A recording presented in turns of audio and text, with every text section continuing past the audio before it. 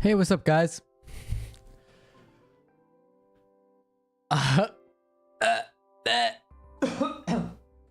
Sorry, I just brushed my teeth.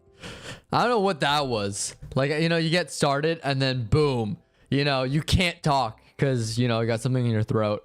Ah. How's everyone doing today?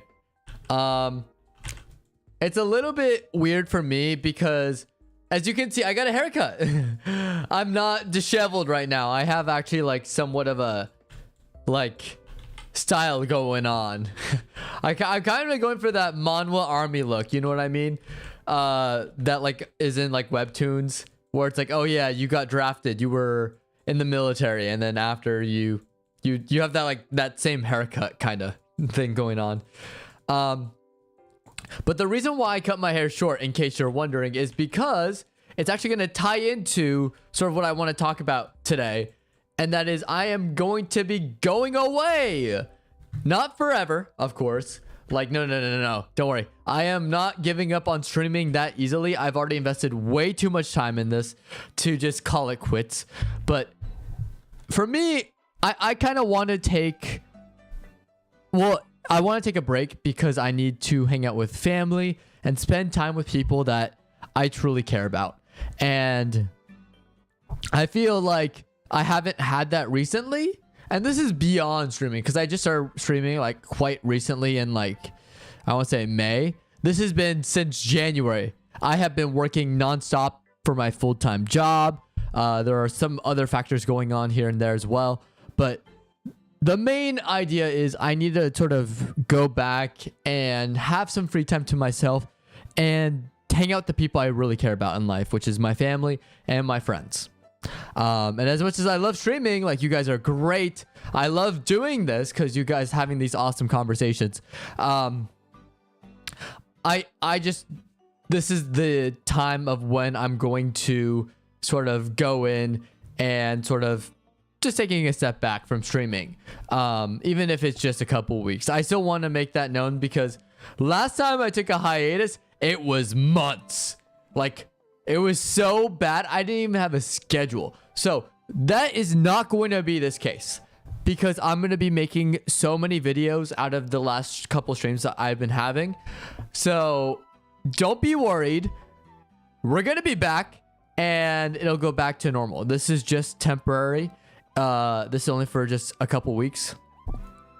At worst a month, but I don't think it's going to be that long. I think it's going to be more towards 2 to 3 weeks. So what I'm going to try and do is at least post some of our pre-recorded streams onto YouTube. That way, if you're watching this and this is a YouTube video, that means it worked. Plain and simple, it just worked. But yeah, I'm just going to be gone for a couple weeks, and I just want to give you guys that heads up in case you're wondering, where's Seyorias? Did he give up on streaming again?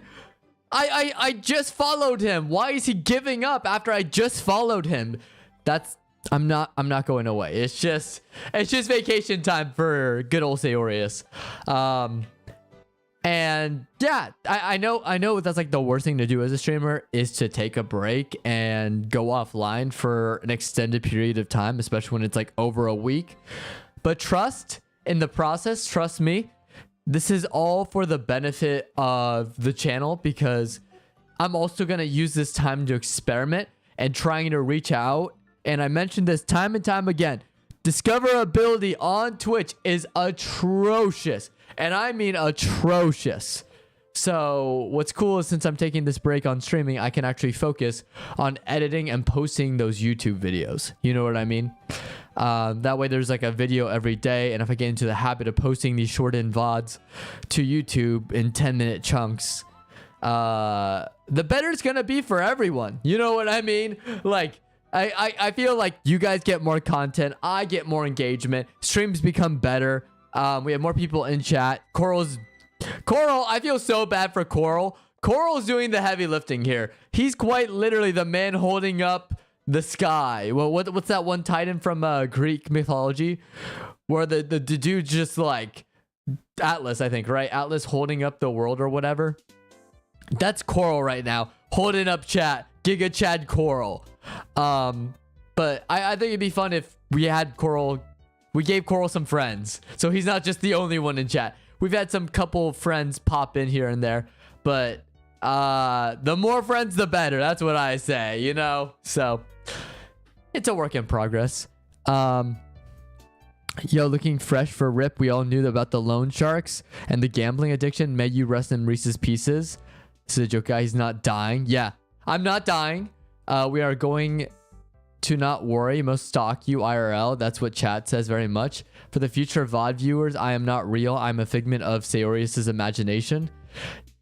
Everyone needs a break because it's hard. You don't beat yourself down on it. Enjoy taking it at your own pace. I'm a man of many talents and insane shoulders. That's why I carry the back on my for real. Yep. That's what I'm saying. Sorry, I had to like speed read through that because I was talking and I just realized you just posted like a whole paragraph, Coral. My bad. Yeah, no, but you're right. Like, and this is also like a lesson for everyone. Don't, like, Coral's absolutely right here. Don't ever feel like you don't deserve a break, you know? Because everyone works hard. Like, everyone who works hard, as long as you keep working hard, I am of the firm belief that it eventually pays off. But you also need to consider taking breaks every now and then. And for me, I've been nonstop with my full-time job. It's not streaming that's tough. Like, people, here's the thing, right? I am so ashamed to be called a streamer sometimes because of some of the dumbest things the streamers say. That's a very privileged point of view. And it's mostly around, like, I don't care about streamer drama. It's more about their comments about 9-to-5 jobs where they say streaming is harder than a 9-to-5 job. That is bullshit. That is just, I'm gonna keep it real. It's bullshit. For me, the reason why streaming is hard is because I have a 9-to-5 job on top of streaming. That's why it's tough.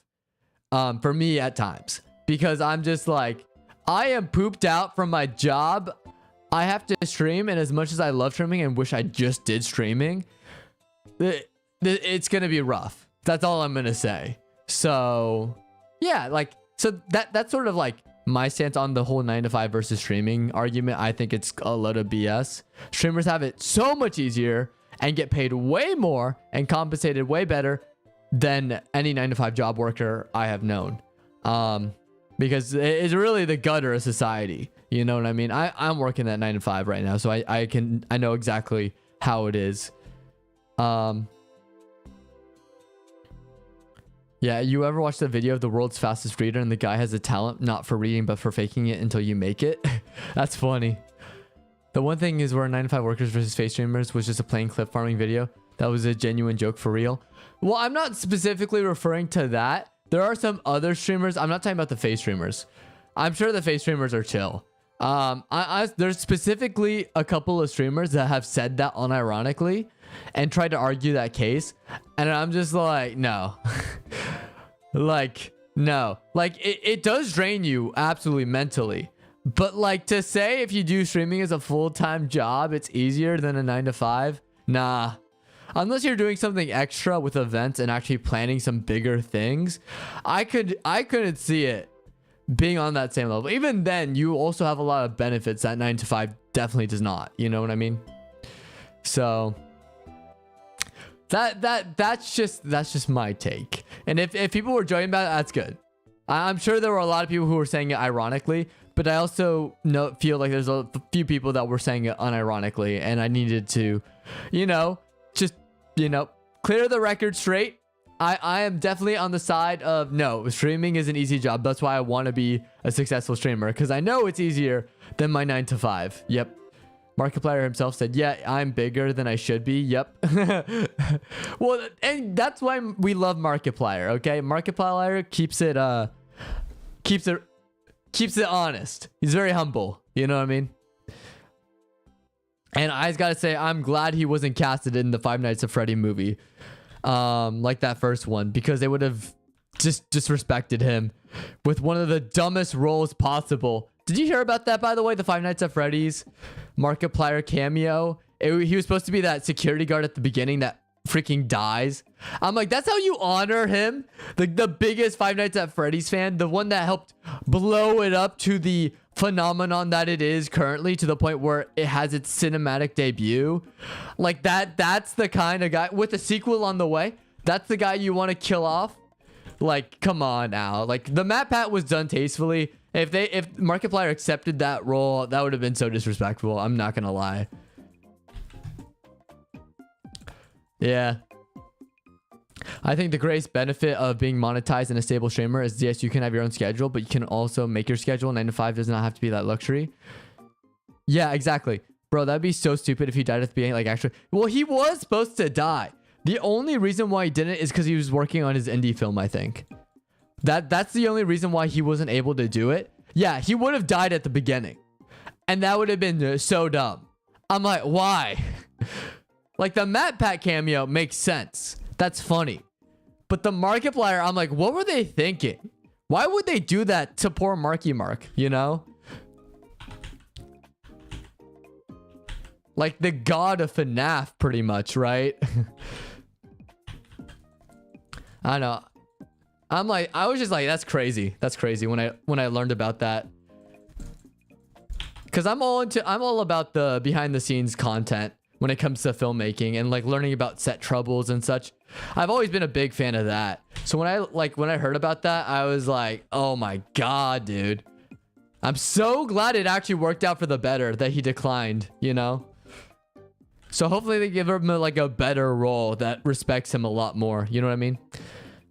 Matt Pat was tastefully done, but for Markiplier, it should be funny. He should be watching behind the security guard's office with his own boot, with his only CCTV camera, like a mastermind. See, I would say that would be funny, but it's a cameo role. So I think what would be even funnier is if he was like a security guard afterwards. Or, you know what'd be funny? If Markiplier was the security guard for the daytime shift and not the nighttime shift, and then he's like passing on the keys, like, knock him dead, son. Just kidding. You're just with these animatronics. Like, they're not alive or anything. And then he just walks out. And it's like, oh, you know, something that like plays on like that funny, like, don't worry, these things are just animatronics. They won't come to life or anything. Something.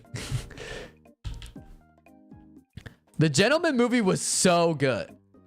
I actually, that was a great theater experience for me because I went, this is when I was freshman in college. I went with some friends and it was, I was trying to branch out and make more friends, and that movie's the one we went to. It was so good. We loved that movie to death because it was just absolutely insane. Like Matthew McConaughey, he made that movie for me. It was so good. Yeah, I love The Gentleman. It also reminded me very much of like the Kingsman films in a way. You know what I mean? Like it gave me that sort of aura. Which, speaking of, I'm pretty sure the reason why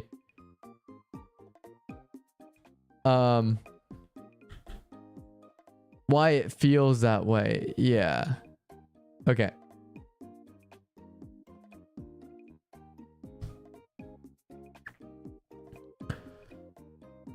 Yeah, I don't know.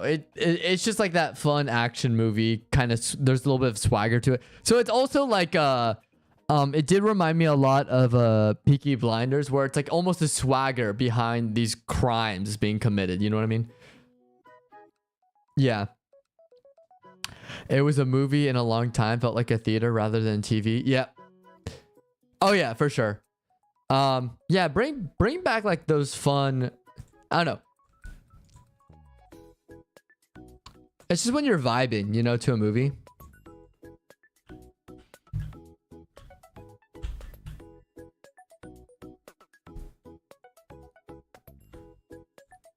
Bump, bump, bump, bump.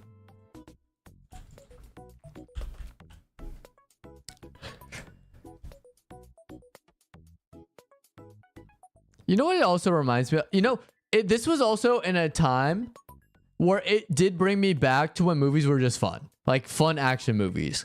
And this is like, like John Wick, I felt the same way about John Wick 4. Like when I was watching John Wick 4, I'm like, this is great. Like more of this, please. Or like Bullet Train, where it's just absurdist action movies where it's like the craziest shit going on, but the action and filmmaking is so good you can't help but love it. You know what I mean? It's like you have to suspend your disbelief absolutely because you're like, this is ridiculous, but you're having a great time. So yeah, that's what it reminds me of, like just the good old days. Even though there's not really good old days, it's just more like just good movies, you know. I also, so I can tell because I'm a filmmaker, I'm a writer. I graduated from film school, so I kind of know a little bit about that. But I just have this sort of thing about me where whenever I watch a good movie, I get inspiration. You know what I mean? So if the movie is, that's my criteria. If the movie's really good or a TV show's really good, I'll get inspiration. If it's not, I don't get inspiration. That's just my criteria.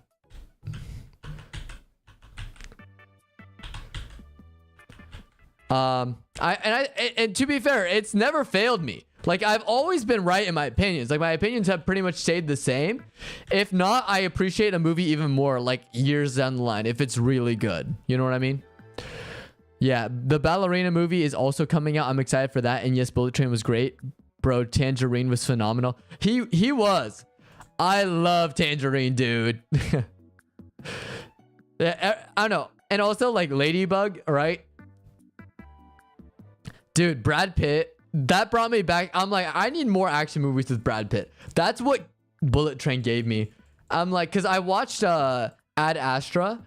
I'm not going to lie, even though Brad Pitt was starring it and they were hyping it up. And someone even said it was like a really good movie. I'm sorry, because it was like basically framed as like another Interstellar. I was bored out of my mind. I'm sorry. Ad Astra, I could not get into. Like, was there like crazy shit going on? But for the most part, it's just him drifting through space, and I did not care.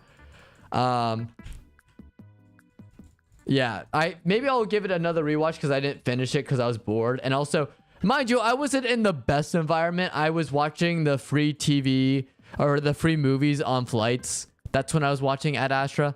So wasn't the best viewing experience, but you know, it is what it is.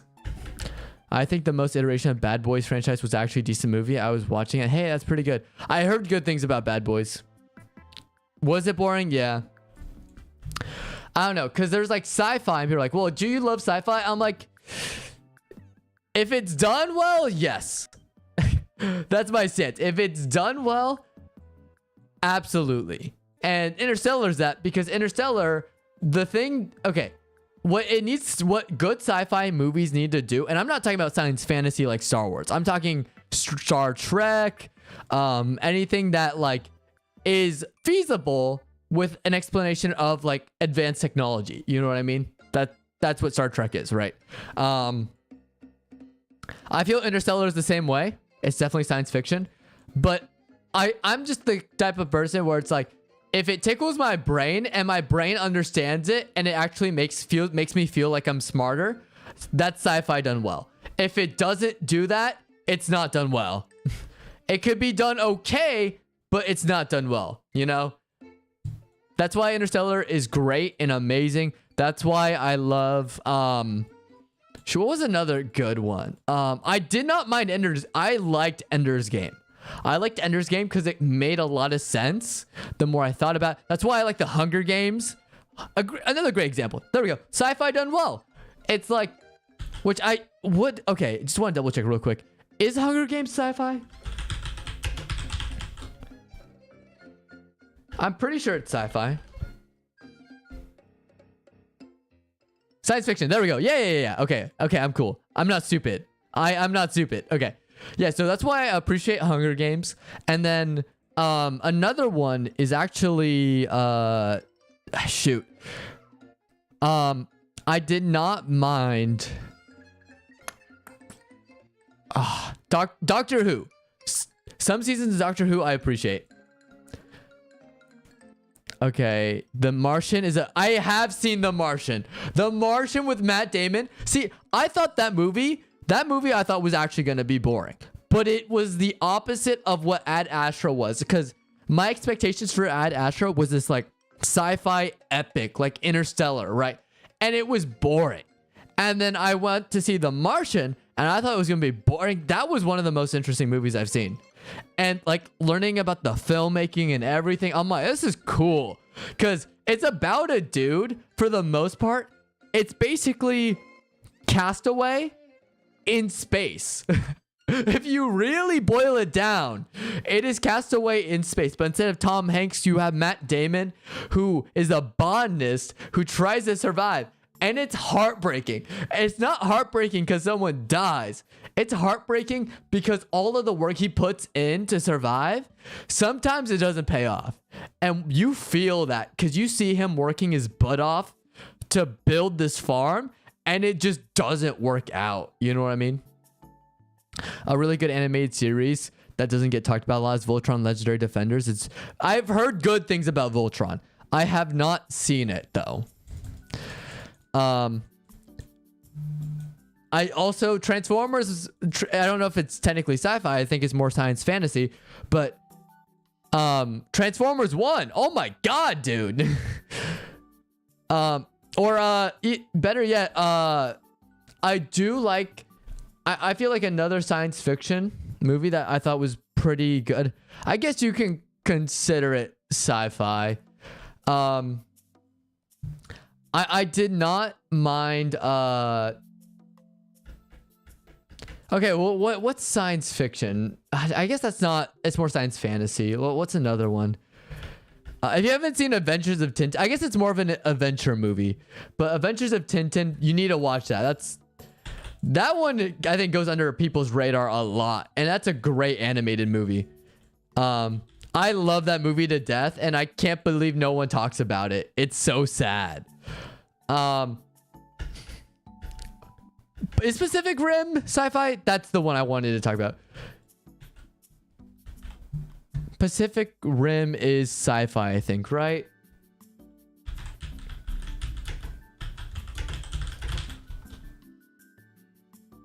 Okay, it is sci-fi. Yeah, Pacific Rim is dope.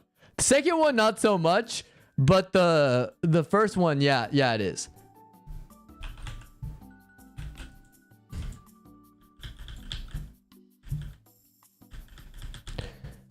Baby Driver. Have you seen the opening? Like, it was on a budget of like, it was like sort of like an indie project, but it made bank. And it's because that one opening scene went viral and everyone was talking about it. I have to watch it still, but I did watch the car chase sequence at the beginning. Oh my god, dude. Isn't it Jamie Foxx in it too? Doesn't he play a character? Like, I know the story, I know the premise of like the dude who's like a getaway driver, and then all this drama ensues with like his girlfriend, and then all this crazy, because it's a heist movie, right? So I know like the basic premise of it. It also gives me a lot of whiplash, at least in terms of the drama with like all the chaos going on. It gives me the same similar vibes. But I've seen the trailer, and I have like I've known about a little bit about the story, so I'm a little bit aware of what goes on. Yeah, Jamie Foxx. Yeah. Yeah, it's still on my list though. I still need to watch it.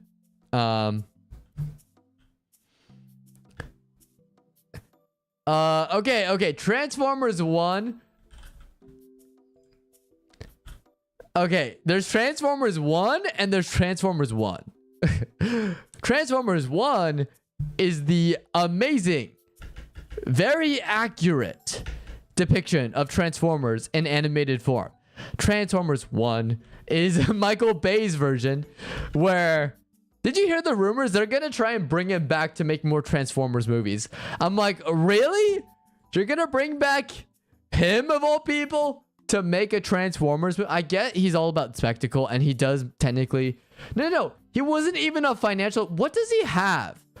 Actually, what does he have over, like, these studios to keep greenlighting more Transformers movies. Because Michael Bay, I think the reason why they stopped trusting him is because he started losing money at the box office for Transformers every time. And they were expensive movies. Like, they were super expensive. Yeah, another great movie. You should watch The Six Underground. Great, underrated. Six Underground, is that the one with the miners trapped? Or is that the war film? Oh, no, neither. It's Ryan Reynolds. I haven't seen this one, no. What is it? Is it a heist movie? Oh, it's a Michael Bay film. Okay. 2019. Okay.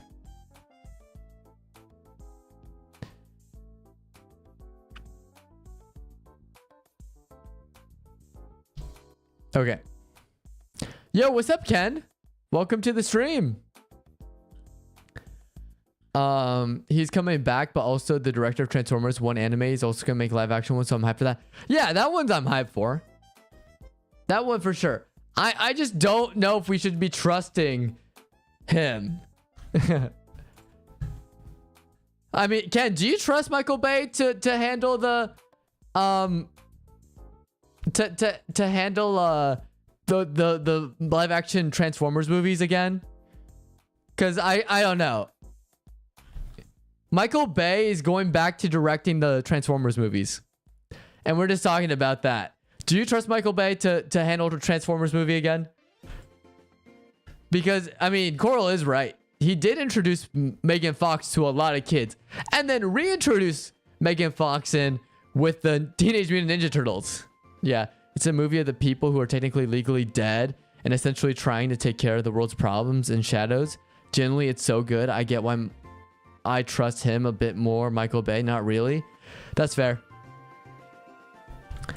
I mean, and yeah, but like, to my point, like, I have reservations just because I know what the man has done. I know what he is. I know what he's done. Like, I know exactly what type of movies. Like, here's the thing. I didn't even hate... I don't even hate the Michael Bay Transformers movies. The only ones I have gripes with, I think, are like 2 and a little bit of 3.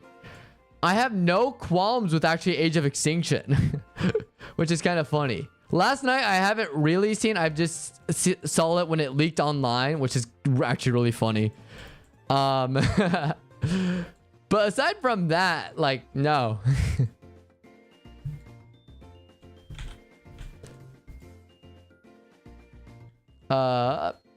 What do we say? But I hope it works out, honestly. I'm basing him off his recent works now. Yes, in the past he went balls to the walls, ballistic.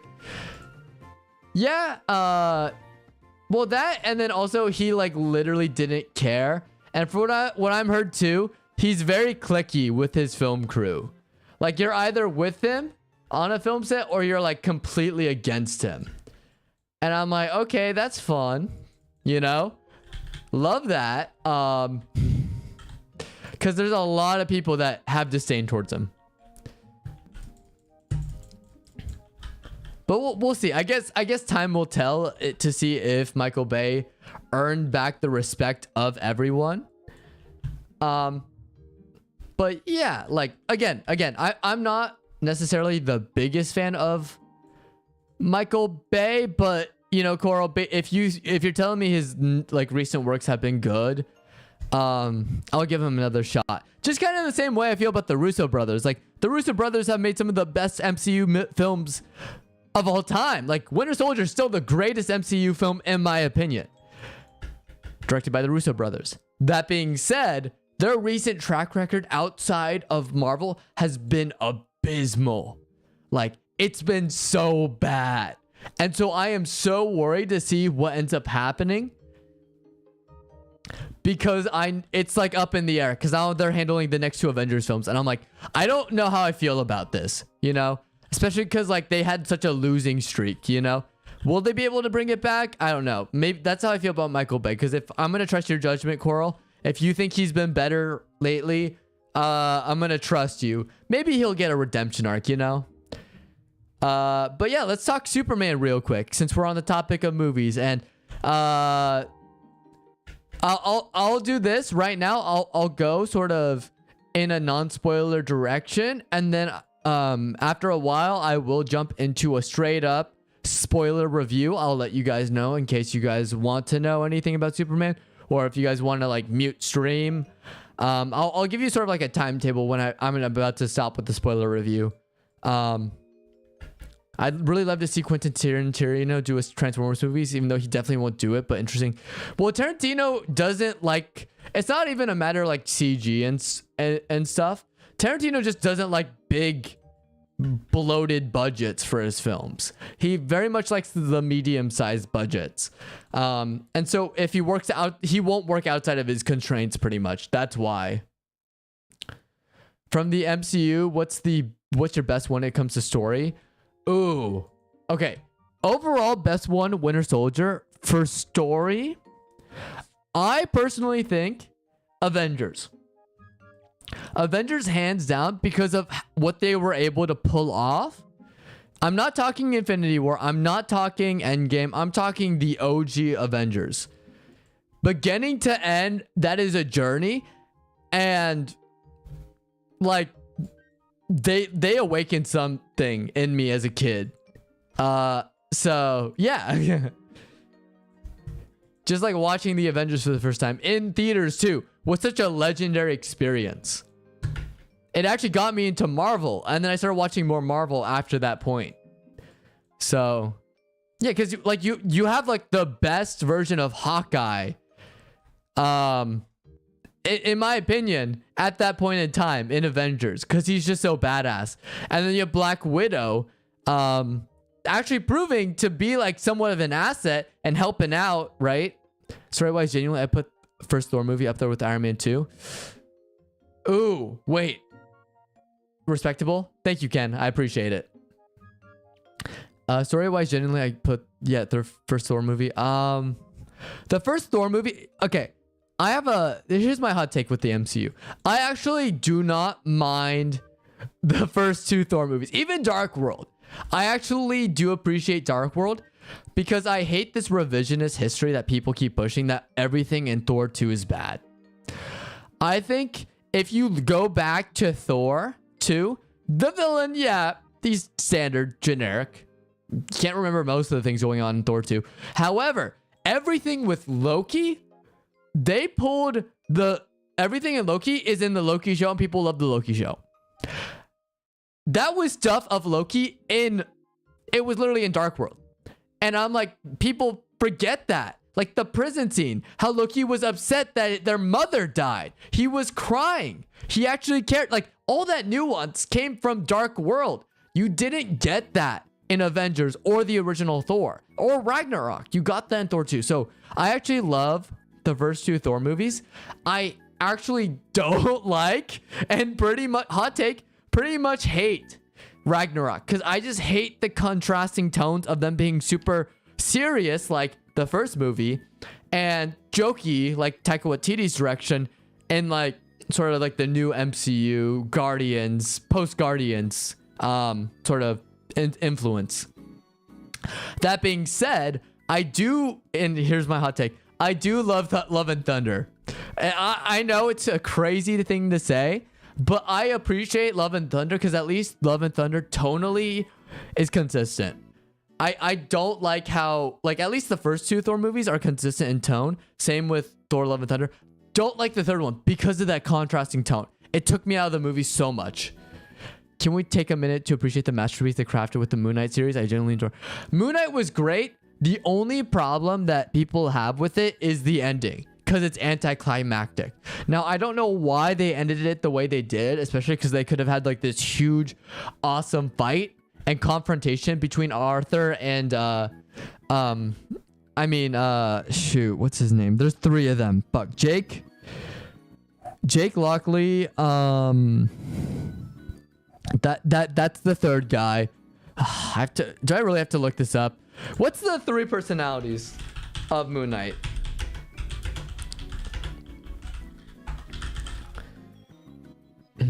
Mark, Steven. Okay, Mark and Steven. Okay. So, Steven, I love Steven and Mark. I loved how they handled that. It's just the ending is just sort of like they just kind of wrap it up, and I'm like, I want that climactic ending. And what I like, and this is I hope for season 2 of Moon Knight, is since of the success of Daredevil, right? And then pushing more rated R content and like more mature shows onto the platform. I hope this is an indication that MCU can get a little bit darker. And let's push for like a rated R or, you know, MA, like mature rating for the Moon Knight season 2. If they do that, all the cutting away, all the violence and gore, especially with Deadpool 3 being a success, you know, Deadpool and Wolverine, that would do so well and people would love it to death if it was like a rated R Moon Knight. You know what I mean? Yeah, the detective, the mercenary, and the Englishman. Steven first getting his suit, having it be a suit, hitting a monster, saying dab on it, wagwan, was one of the greatest lines in the MCU. I really hope they pull off the new Spider-Man movie, thinking it could be either a masterpiece or downright bad, in my opinion. See, and here's my problem with the Spider-Man movie, Ken, right? For every good piece of news I hear about this movie, I hear a really bad piece of news, and I'm like, no. Like, I hear street level, and I hear teaming up with a Defenders type character to take down Kingpin, and I go, good. That's great. And then I hear multiverse and I'm like, no. And what I appreciate right now is Spider-Man 4 is not tied into Doomsday. He doesn't show up in Doomsday. He will show up for Secret Wars, but he won't have any multiversal connection. So I'm hoping it stays that way. But they're like, well, what if we bring all these multiverse characters in? I'm like, no, don't do that. Don't do that. Don't touch him. Keep him friendly neighborhood, at least for now. Let him breathe a little bit before throwing him. I mean, he's gonna Secret Wars. That's the multiverse movie. He's gonna be thrown into that, but keep him separate. Keep him separate. Dr. Negative, or not Dr. Mr. Negative, right? Yeah, Mr. Negative. Good. We want that. Good. Mr. Negative running a gang and Spider-Man has to beat him. It's like Spider-Man PS4. That was great. We want that. That is good. Him taking on Kingpin, Tombstone, any street level character, I'm down for. Like my dream would be teaming up. Someone said, what if he teams up with Daredevil and Shang-Chi? I'm like, okay, that is a recipe for success, and they'd be cooking. They're not smart enough to do that, so it's not gonna happen, unfortunately. They'd probably lean more into like the Spider-Man mythos and try and pull from like another character, you know? Like they're like, oh, we're gonna undo. Oh, also another thing, they're bringing in, I heard, Sadie Sink for a character. I don't know who she's gonna play. Someone said the official MJ, and I'm like, I don't think they're gonna do that because they already have Michelle Jones. But they said they're gonna undo the brain, like the mind wipe, the spell that Doctor Strange did. They're gonna undo it in the fourth one. I'm like, no, don't do that. I know you're bringing back them, which is weird. You'd bring them back for a fourth one after his sacrifice in No Way Home, but yeah. I do like Brand New Day as a title. Solid title. Great. What we need. Yeah. Hot take. You have been warm. Spider-Man Into the Spider-Verse and Spider-Man Across the Universe I just didn't couldn't get behind. Hype. Just above average. Shang-Chi movie was brilliantly done. I will agree to disagree with the Shang-Chi movie is brilliantly done. Because I disagree, not because the movie was bad. I was just let down by the ending because I thought they could have done a cooler climax than what they did. Because in my opinion, if they wanted some cool epic action sequence to end it, what you do is that giant demon, dragon, whatever, that sucks the souls out of people, right? I would have that dragon or creature, whatever, fight that dragon like in the movie, but you have Shang-Chi and his father running on the backs of the dragons as the dragons are fighting each other. And they didn't do that. And I'm like, that would have been so cool. I thought that's what they were hyping it up to be. Was that like this? It's like a stage, like a fighting game, like a stage change arena, you know? And then you're fighting on the back of a dragon. That's like, just saying that is so cool. And they didn't do that. So that's why I was a little bit disappointed. Because the best fight, in my opinion, was hands down the fight between Death Dealer and Shang-Chi with the lights in the back, the neon lights, and they were doing hand to hand. That was sick. But aside from that, I was just like, no. No more CG. Get the CG out of here. Give me back the martial arts, please. And that's why Tournament of Champions would be so hype with Iron Fist and Shang-Chi. That would be pretty sick. And Spider-Man. Throw in Spider-Man. Fuck it, you know? But okay, I understand why people don't appreciate Into the Spider-Verse. Because I also feel like it is very, you have to be behind it. It has a very certain style, and if you're not with the style, then it's okay to not like it, Coral. It's okay.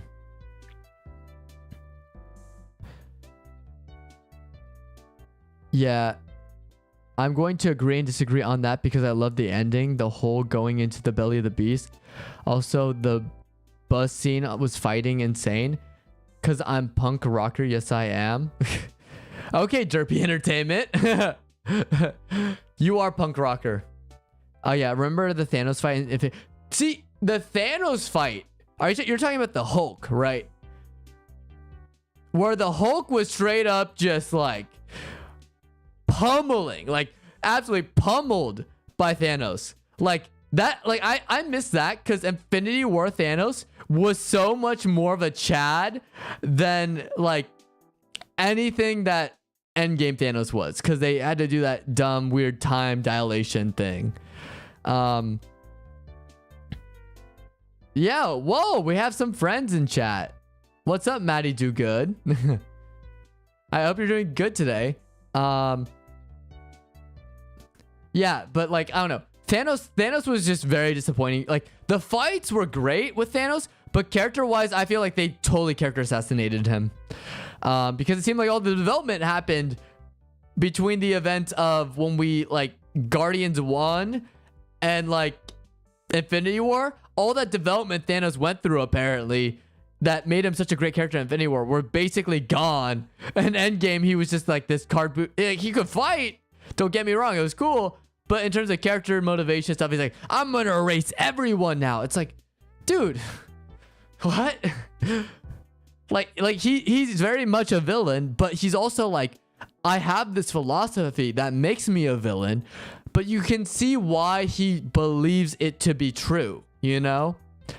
Because he's not necessarily wrong, because Thanos did nothing wrong. I thought that was like the funniest meme, or Thanos was right. Like, I understand that, but I feel like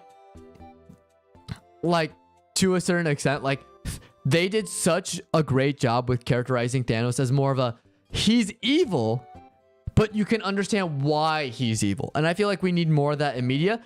Endgame Thanos is literally like, I'm evil to be evil. And I'm like, I don't like that. Yeah, I was so frustrated about the Hulk not fighting like he used to. And Endgame, they really went... Yeah, no, I was too. In Endgame, they just really went, you already did your dream in the future, so just forget everything now and be pure evil. Yeah, pretty much. And it's just like, why? Like, and that's like, I hate time travel. I hate time travel in Endgame because it ruined a lot of things. Like it kind of takes away the sacrifice of Steve, because like what they were hyping up was like Steve ends up with Sharon, which is I think it's Peggy's niece or grandniece or whatever.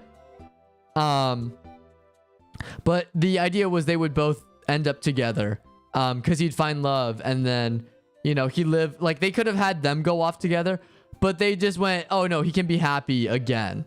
And that's why I don't like time travel plots, because it's like, it brings up too many questions of like, wait, but continuity wise, like, you ruined the whole thing with like Agent Carter. Like, that the whole character arcs, the whole 2 seasons of Agent Carter are basically gone because of the Endgame writing. And that's so frustrating for me as someone who is like an Agent Carter fan, who likes Agent Carter, more than Captain Carter, mind you, because Agent Carter, I feel, is much cooler because she was fighting these super powered villains while being just like a human. You know, no super soldier serum, no nothing. She was just badass. And that's why I hate the revisionist history of like, look, Peggy Carter's badass now because she has super soldier serum because of fucking What If. And I'm like, she was already cool, you fools. What have you done? Stop revising history. Stop it. Stop it. Sorry, that was my little rant about Peggy Carter. Industry plant. I agree. Industry plant Peggy Carter. Stop it with the Captain Carter, please. I better not see her in Secret Wars. I hate the Hulk, bro. I don't want Green Girth Monster to wear glasses. Well, I hope they make some bull. I don't care if it's some bullshit, right? Where it's like, oh no, gamma radiation hits Hulk again, and this time it makes him lose control, so we get World War Hulk, you know? World War Hulk. And then it's like, oh, now he's unstoppable. He can't control his powers. I don't care how they do it. Bring him back to unstable Hulk, you know? I don't want... You're right. I don't want it.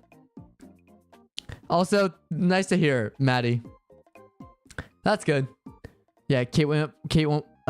I can't talk. Can't wait for the Peaky Blinders movie. I can't either. I know it's gonna be really good. I just need to catch up.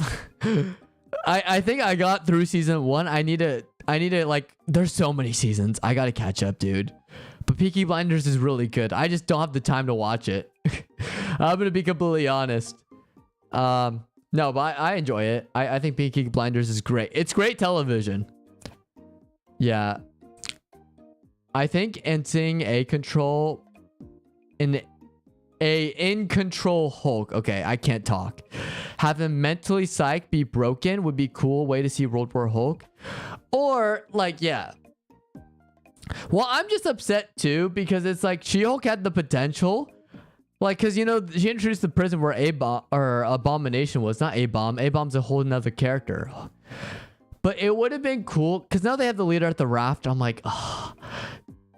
Dude, it would have been so cool if they introduced the Gamma prison from the comics and had all of the Hulk villains there. And then you could have had a breakout or something. Like, do something cool like that. Don't do like, I don't know, something lame. But like, yeah, mind control is very popular in Marvel. Like, they do it all the time. Like Daredevil did it. Oh, what was it? Avengers did it. Oh, thanks for the follow, Turtle. I appreciate it. That's super dope, Turtle. I appreciate it. Yeah, but like, oh yeah, welcome. She-Hulk was throwing it back on TikTok, bro. It ain't my She-Hulk because comic She-Hulk was genuinely my favorite Hulk iterations. I feel like they didn't know what. See, my people like to trash on the dance. I get why people do it because for a lot of people, comics is sacred. So it's sacrilegious when you do something like that, you know? Especially when the MCU has been taking more of a serious attempt and stab at respecting these characters, you know?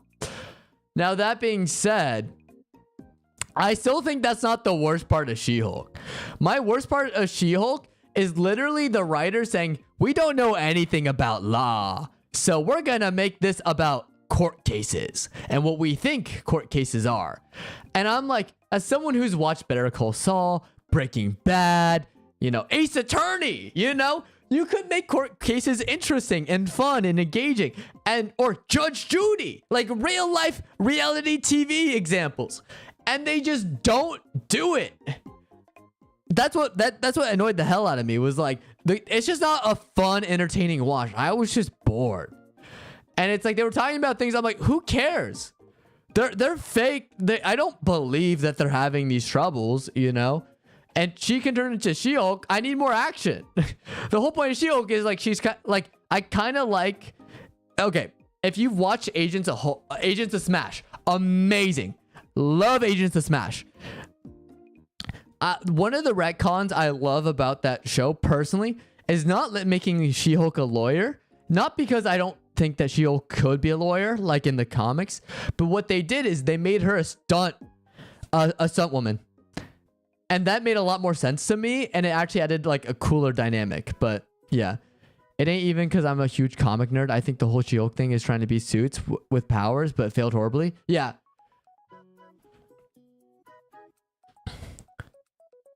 Yeah, can you pretend to be Kai Cenat and say happy birthday to my brother Porter? I can't get Kai to say and look close enough.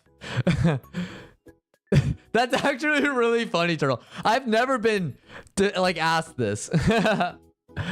Okay, so your brother's name is Porter. Okay. So just say happy birthday to Porter. Okay, I'll do it. I'll do it. Fuck it. All right. Well, I got a message recently from one of my my viewers on Twitch, and I just gotta say, a happy birthday, Porter. I hope you're having a great day today. Yeah, and my name is Kai Cenat. So keep doing what you're doing, dude. You're doing great, and I hope you have a happy birthday, dude. I hope that was good enough. I don't know. I just don't want to like play into like what I think. I know who Kai Cenat is. I've seen his streams. I don't know if I could like directly play as him, but that's funny. That's funny, Turtle. She-Hulk is genuinely as well as a smart character also. Yeah. Well, I don't know. Like, again, I think my gripes with She-Hulk are more from, is this entertaining to watch?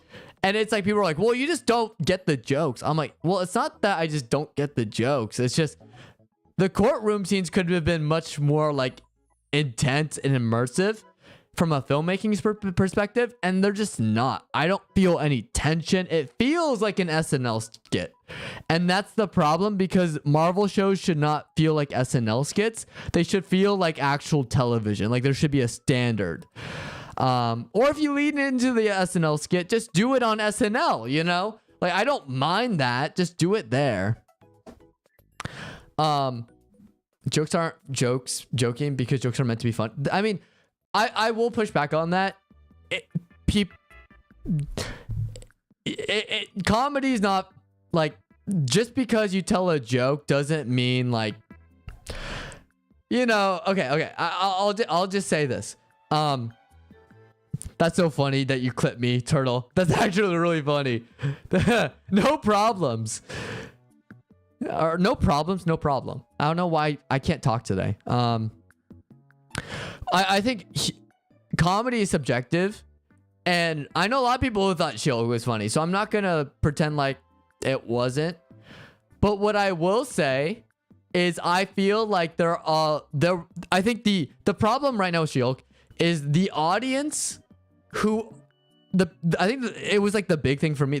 It wasn't that the jokes weren't funny, is I think some of the jokes were like poorly timed and not like completely offensive, if you think about it. Because like, even though they're all fictional characters, like Hulk, for example, like you've seen the Edward Norton Hulk, right? The Incredible Hulk, right? You know what he goes through, what he has to sacrifice, everything he loses. And then when the She-Hulk comes in and tells him that he doesn't understand her pain, you know, you can never understand what she has to go through. Her life is so much harder than his, even though he's trying to help her out. That was not a joke. That shouldn't have been played as a joke. What should have happened was that should have been a fight, and later on she should have apologized. That's what should have happened. We did not get that. Therefore, Hulk fans who are watching the show, mind you, hated it. Yeah, I think my biggest issue with She-Hulk is to discredit the actor as well, but the jokes weren't delivered properly. Again, I think it's more of a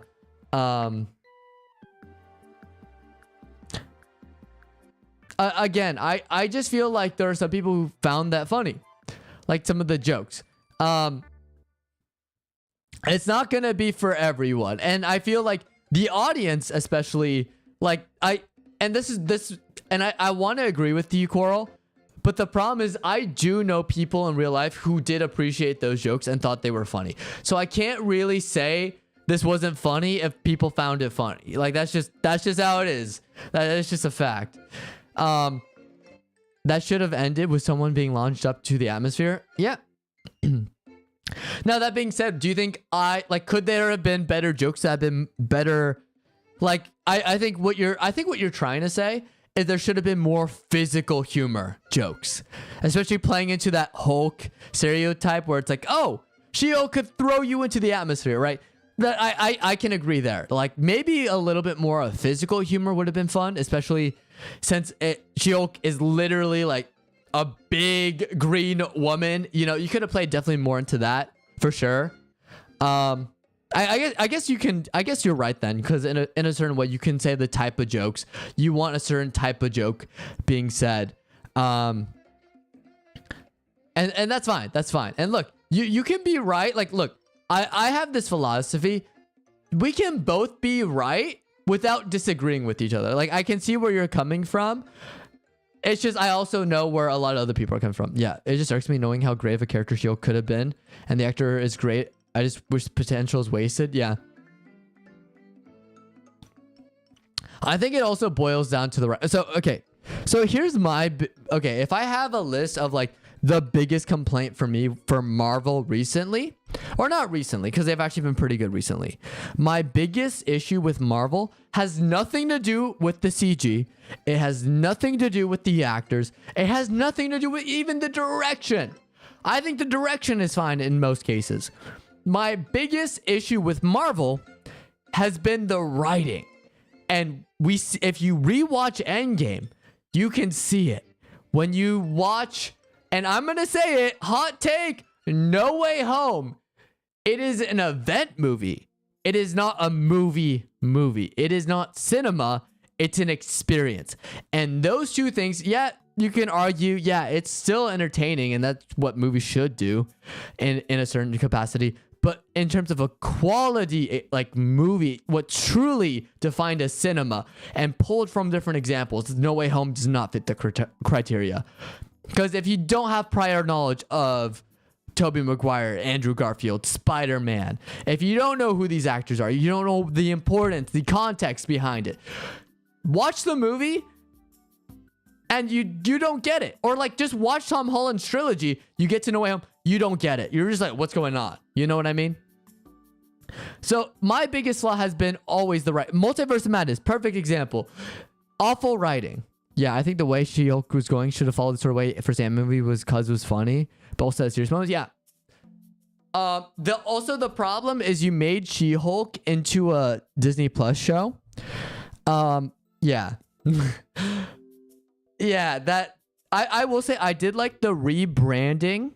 I did appreciate the rebranding for what was it? If you looked at the original logo for She-Hulk, it was atrocious. It was generic looking as hell. It looked at something that like Freeform would do. Like a show on Freeform. That's how bad it was. But then they rebranded it to be more like a whole character, and I appreciated that. I thought that was good. But you're right. So you wanted more of there's a little bit more seriousness, like blending more serious of a serious story to a comedy show, right? Okay, we got a fucking bot here. Let's get him out of here. Ban. Cool. Yeah, well, I also, okay. And here's a, we're talking MCU hot takes today. That's crazy. The first Ant-Man movie, third best Marvel movie in the MCU. I don't care what you say. It is the third best.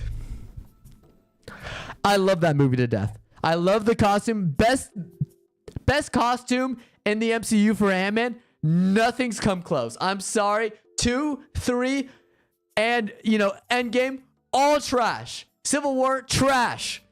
Those suits are awful.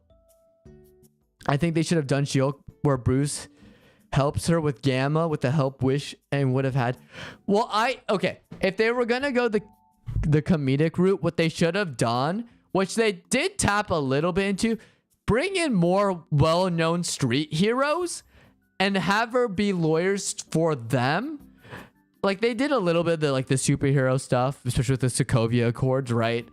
But do more stuff with that, That was my thing. Like, again, no one wants to see her just joking around about these certain things or dealing with these problems when the purpose of She-Hulk is to expand the Hulk lore. Bring in some Hulk characters. I think that's a big problem. You're right. Though it can't be a hot take when it's the first Ant-Man was so peak. Acting in Ryan was peak. Yeah, it was. I mean, like, rewatch that film, beginning to end, solid. Louise, peak. Peak comedy right there. I love Louise to death. We love Louise over here. And then you got, like, oh my gosh, it was just so, like, Paul Rudd. Like, look, I'm a Hank Pym guy. I love Hank Pym from the animated series to the comics. Hank Pym all the way. That being said, Scott Lang was sold to me with the first Ant-Man movie. Yeah. I really want a Hulk versus Wolverine movie. We almost got it in Deadpool and Wolverine when he was looking for Wolverine variants. Yeah. Yeah, we almost did. Yeah. That was also like a really good callback too. Like that was great. Yeah, I think they should definitely lean more into, because comics, even though they're like rated for teenagers and up, right? If you put some of the comics that are for teens, for 13 plus, in live action, it will not be for teens. It will be a rated R flick, which I think is so funny. When you translate something to live action, it becomes much, much worse. He even had brown suit and everything. Plus, I'm pretty sure that was Edward Norton's Hulk. So maybe, was it Edward Norton's Hulk? I thought it was MCU Hulk. I don't know, because it was Reflection, right? So we got, I have to rewatch Deadpool and Wolverine. Yeah, but I don't know. I've been someone who, I would love a Hulk versus Wolverine. The only problem is I don't know where you'd fit that in. Unless they did like a Wolverine movie and brought back Hugh Jackman, which we'll see after Secret Wars. Because they're probably going to bring Wolverine, Hugh Jackman, back for Secret Wars, right? And Deadpool. Because that movie made money. Deadpool wasn't kidding. He wasn't kidding when he said you're doing this till you're 90. They're going to milk the hell out of Hugh Jackman and Ryan Reynolds. Yeah. I recognize those green girths in my Fight Club. Boys Hulk. That's crazy. That's a crazy statement, Coral. Hugh Jackman's the only one I see as Wolverine. He is. He should be the only Wolverine. The only thing I am down for is Daphne King taking over the Wolverine mantle as X-23. That's the only exception. And that's what I was hoping for with the MCU before they announced Hugh Jackman was returning, because they said Logan was his final outing. Is I hope Daphne King like came back and was like the Wolverine in the MCU, because that would have been fun. You know what I mean? Because of like the multiverse stuff. But it's okay, because we could get both now. We got both. Yeah. I would love genuinely a Deadpool and Wolverine sitcom spin-off series. I would watch that even if it's bad. I think a lot of people, you throw those two names on there. The only reason why I don't think they do a series is because they would have to pay out both actors bank. And I could see them choosing not to do a series, because it is a time commitment too. And I think they would want to do more of like an actual big film. You know what I mean?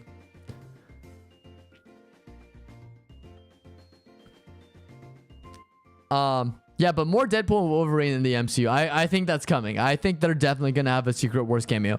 Not Doomsday. I think Doomsday, what they're going to do is they're going to bring back all the OG X-Men from like the X-Men movies. Probably to kill them off. Let's be honest with ourselves. But yeah, some of the Avengers too are gonna come back and return. I'm just worried because they said when people die in Doomsday, they're not coming back. So either they're gonna kill off the people that, you know, are definitely not gonna be recast, and they're just gonna, or they're gonna kill off people that are gonna recast for characters. So their iteration's technically dead. Kind of like in what is it? Multiverse of Madness. Either that, they go that route, or they just actually kill off some big names. And that scares people. Like, because Thor may be on the chopping block. As Ryan Reynolds said, he can't get bigger and better than this movie because it was insane comparing it to the last Deadpool movies. Yeah. Well, yeah, but then they bring him to Secret Wars. You show him and Spider-Man, people will lose their shit, dude. You throw like Deadpool Wolverine, yeah, that's pretty big.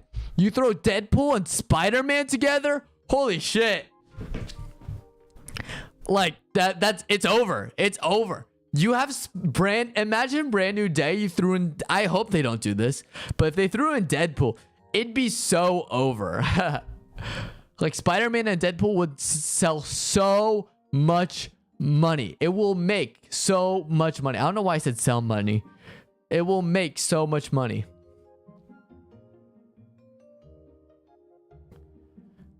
So yeah.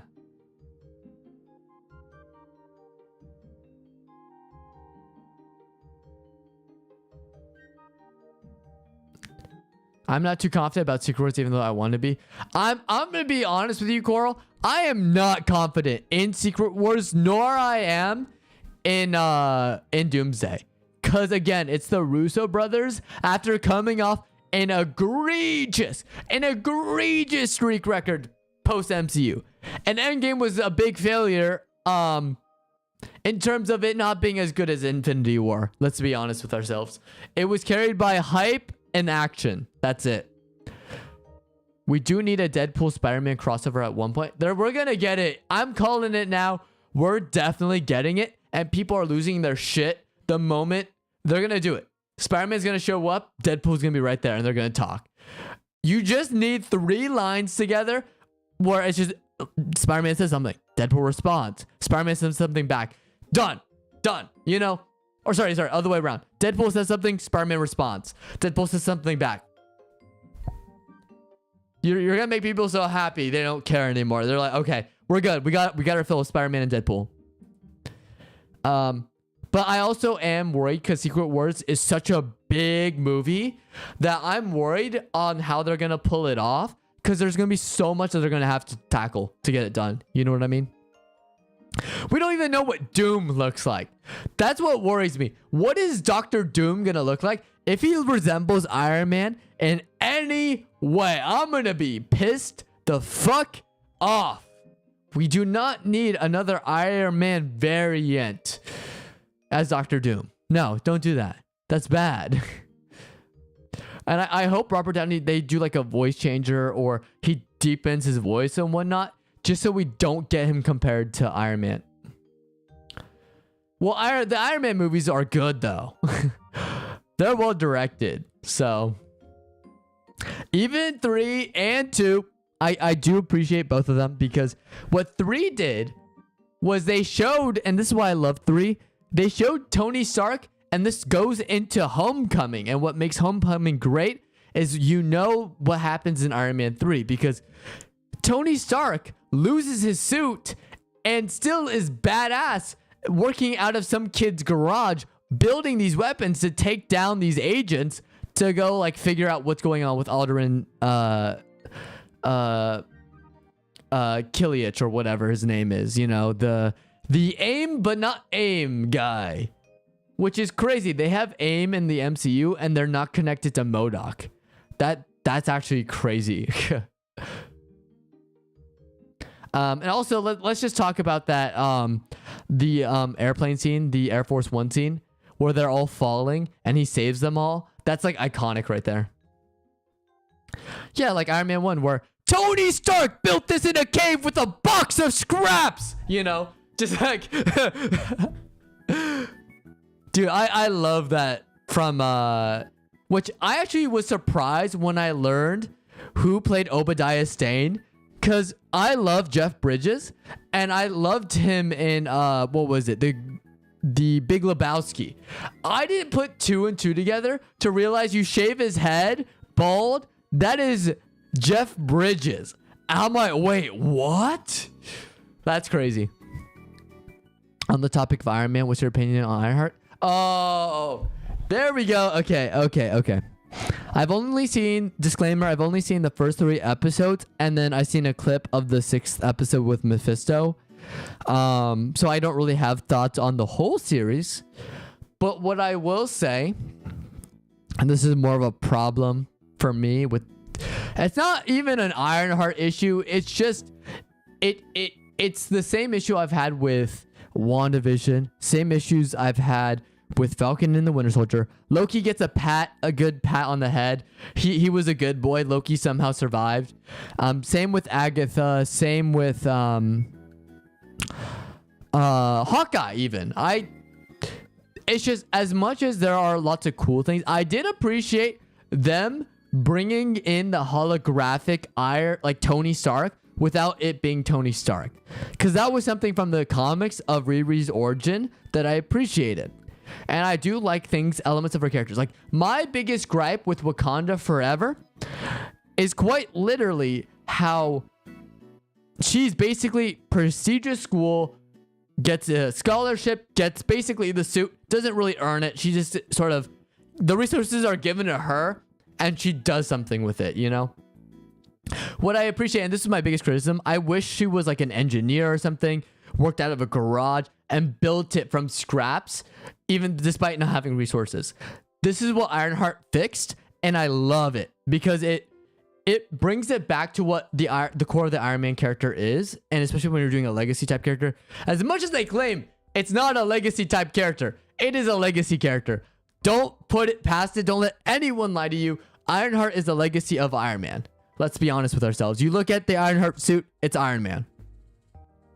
Now, that being said, my biggest gripes with Ironheart aren't even Riri. My biggest problem with Ironheart is they just don't know how to write. It's the writer's fault. And I mean it is like, there's interesting things going on. They bring up a lot of interesting points. It's just the execution of what they do with said ideas and points going forward in the series, I'm not a fan of. Specifically with the villains. They've always had atrocious villains, especially same thing with Falcon and the Winter Soldier, same thing with WandaVision. It's just half-baked. What are we doing? Like, the heroes, most of the time, MCU heroes, I don't have issues with them. It's the villains. Like Killmonger. Great villain. Can we get someone like that instead of Namor? Like, what was even Namor doing? You know? He was half-baked. I'm going to call it as it is. Ironheart, same thing. The Hood, as cool of a character he is, I just don't like. Yeah, Mephisto's interesting to see. I've only seen clips. He shows up at the end, I think, because he's in episode 6. He's like a cameo. He does look cool. He does look cool from what I've seen. But again, my gripes is more like, it's just corny villains. All right. They have like a business type suit woman. She was giving me vibes of Kate Bishop's mother in Hawkeye. I just am not a big fan of it. So again, my thoughts on Ironheart. Honestly, if I finish it, I'd probably give it like a 6.5, 7. Like, it's not, people think it's like a worst thing ever. I'm like, no, it's not the worst thing ever.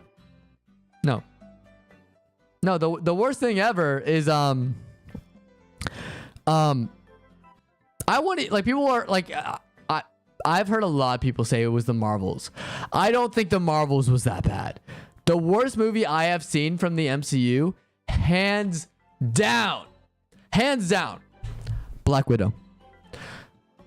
Not because of it just not being a great movie, but the failed potential of making this one of the best MCU movies of all time. I think Captain Marvel is leagues better. The Marvels, leagues better. Ironheart, even though it's a series, leagues better.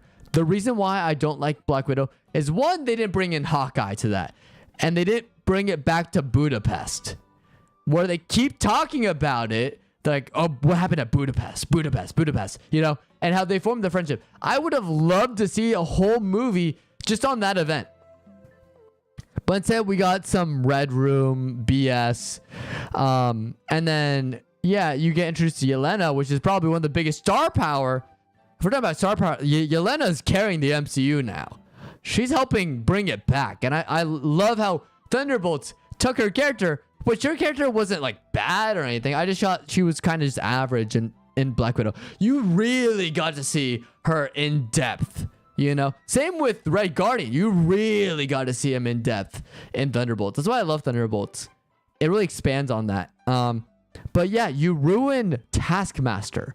How do you ruin like you could have done something cool with him or her, I guess, because they gender swapped, which I thought was so backwards. They had her like stunt double was a dude in the suit, and then the big twist, oh, she's actually a woman under the suit, even though the body type doesn't even match. It's CG'd. It's so bad.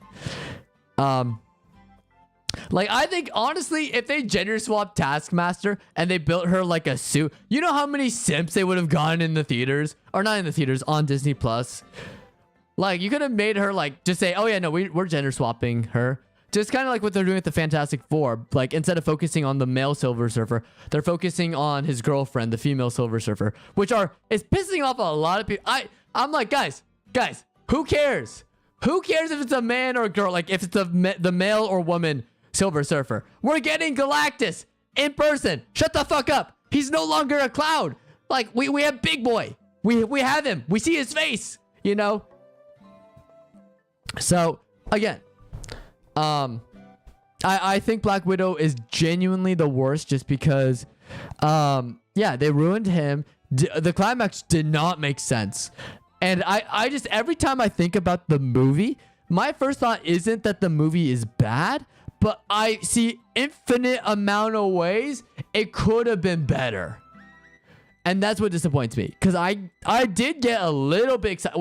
With the exception of the design of Taskmaster, I was a little excited to see Black Widow in that like white snow camo suit, you know, fighting while falling from the sky. You know, that's pretty cool. That's dope. I want to see how the story plays out. And then they just kind of do nothing with it. Ant-Man Quantumania. So here's where I'm big brain, okay? I knew, because I watched Ant-Man 2. I knew Quantumania wasn't going to be great. From the scenes people are like, dude. Kang the Conqueror is going to be in this. And have you seen the scene? He kills it. The lighting is perfect. I'm like, the lighting is desaturated, or the color's desaturated, and the lighting is very dark. Like, not in a good way where it's like dark, like very atmospheric lighting. No, it's like you can't see anything because otherwise you'll tell it's a green screen. You know what I mean? So I knew from the start it wasn't gonna be a great movie. So many people were glazing this movie, and I'm like, guys, it's not gonna be good. And guess what happened? It wasn't good. So because I set my expectations low and called it for what it is, I actually wasn't disappointed. It just met my expectations exactly how I said it. Yeah. Yeah, no, but that's fair. It's just, I know a lot of people, I think too many people hype themselves up for Quantumania. And I'm like, guys, the fact that they had so many title changes, they couldn't even settle on a design for this movie, and then it, like, the concepts that they were showing, it made it look so generic. I'm sorry, I couldn't get behind it. Oh, sorry, if you want the worst movie, hands up, Black Widow. The worst Marvel show, Secret Invasion. Same thing. Every time I think about that stupid show, I think of infinite amount of ways it could be so much better. And the fact that they took none of those routes upsets me. Especially because you have a blueprint right there. It's called Winter Soldier. Just take what they even quote Winter Soldier. Just take what they did with Winter Soldier. With you don't know who your enemy is. There's firefights everywhere in the streets. And then you have to fight, like, you know, they did like one or two things with it. With one person. I'm like, imagine everyone around you is a Skrull and there's like a firefight and you're just shooting back and forth, gunning down as many guys as possible because you don't know who's a Skrull or not, you know? I'm so sad that the voice actor for James and Professor Oak and Gary Oak from the dubbed Pokemon passed away, man. Rip a legend. Oh, I did hear about that. Yeah, rip James. Yeah, that was actually really sad because I grew up with Pokemon, so I understand. Yeah, that is pretty sad. I had no expectations because after the first Ant-Man movie, nothing else compared. Yeah. Well, no. I'm not saying you're the one with high expectations. My friend had high expectations. A lot of people online had high expectations. I knew what it was. I knew what it was because I knew the moment they introduced the daughter and then the suits. Oh my God. Don't get me started. Oh my God. The worst suits ever. How'd you butcher the Ant-Man suit? How?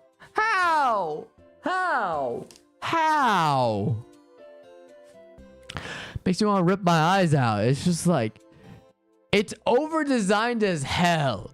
And you could have made it fun. You could have even brought back the OG helmet and did something fun with that. But no. Age of Ultron a lot more than I thought, I'll be real. I'm the opposite. I enjoyed Age of Ultron a lot less than I was expecting. Because if you remember that first trailer, There Are No Strings on Me, that was a horror movie. And I remember looking up on IMDb listed MCU movies. Age of Ultron was listed. I'm like, yo. So I did research. I'm like, who's Ultron? And I started watching the animated series. I'd read some of the comics. I'm like, dang, this Ultron guy is scary. So when I saw the trailer, I still think it's one of the best MCU trailers ever. It is amazing, the Age of Ultron trailer. Because it just leans into that horror aspect of Ultron. When we did not get that and we got an Ultron that was a little bit jokey, that didn't take anything seriously, I was so done. I was like, what'd you do to my boy? Why does my boy have so much more personality than some of the actual characters in this goddamn movie? Like Black Widow. Like that love romance that they immediately abandoned, by the way, between Black Widow and Hulk. Like that's crazy. Yeah. Like that's what shocked me. Was like Ultron was like goofing around too much. And I was like, dude, you're supposed to be like this absolute menace. People see you and they freak out. And the scary part about Ultron is you can never truly kill him. You know? So, and since Ultron in the comics is actually made by Hank Pym, which Hank Pym isn't a good person in the comics. That's why the helmet is designed the way it is, because it's shaped after an ant. Because of that, Ultron has the powers of Ant-Man, so he can shrink and grow. And that's terrifying if you're just hanging out and then Ultron appears right next to you and you freak out. Yeah, no, the design of Ultron was good. Oh, wait, no. I disagree. I think it was a solid design. I still think the design for Ultron in the comics and the animated series with it's not even like human eyes. It's just red eyes. To me, that's scarier because you don't know what he's thinking because you can't see his eyes. You don't know how he's reacting because he's a machine, a killing machine.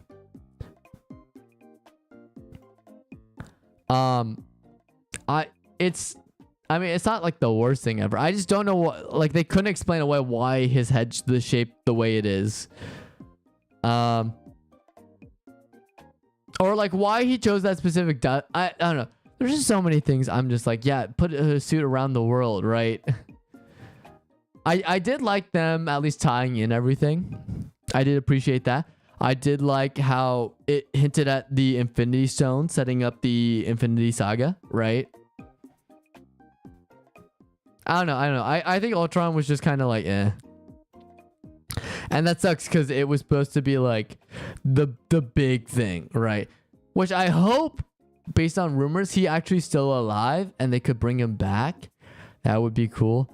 Oh, did you hear? The Wasp and Hank Pym, Michael Douglas and Evangel Lilly or whatever, they both retired from acting. So we no longer have Wasp and Hank Pym in the MCU.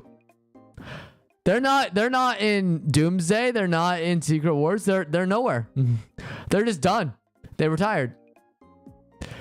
I think that's crazy. Because it's like no more Hank Pym. Okay. Well, what's Paul Rudd gonna do? poor Paul Rudd. Like, if they want to do another Ant-Man movie, and this people were joking. It's like Quantumania broke both of them, and they're like, I understand why they retired from acting, and I'm like, okay. But still, it's like the question is like, what are they gonna do? What are they gonna do with without a Hank Pym? Because I swear I thought they were gonna kill him off in Quantumania. They hinted at it, but they didn't. Bum bum bum bum bum bum. I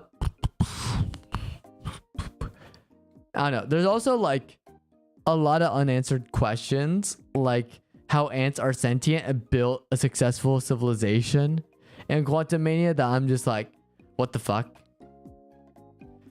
Seyorias, what's a hobby of yours you enjoy doing? Honestly, writing.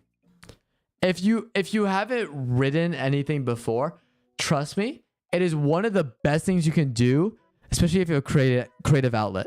If you have a job that's monotonous and it's tedious and you lose yourself in your work because it's so boring, consider writing. I've also been playing around with illustrating and drawing on my iPad with Procreate. I want to get a little bit better at it. Not doing anything crazy animation-wise. I didn't go to art school at all. But I just think it's a fun hobby to learn to draw, you know, at my own pace. And I like to think PewDiePie for that. If you see PewDiePie's drawing videos, they're very inspirational. Because you think it's like, oh, this guy has all the money in the world probably to hire illustrators and such, right? But he's just there. He's just vibing, and he's just, you know, he just bought a pack of colored pencils and just started sketching, you know? So I was like, yeah, let me throw my hat in the ring. Let me see what I can do. Yeah. I just drive, to be fair, going out with a couple of boys, finding a nice country road, just driving like almost like therapy. Well, long drives on the road are great.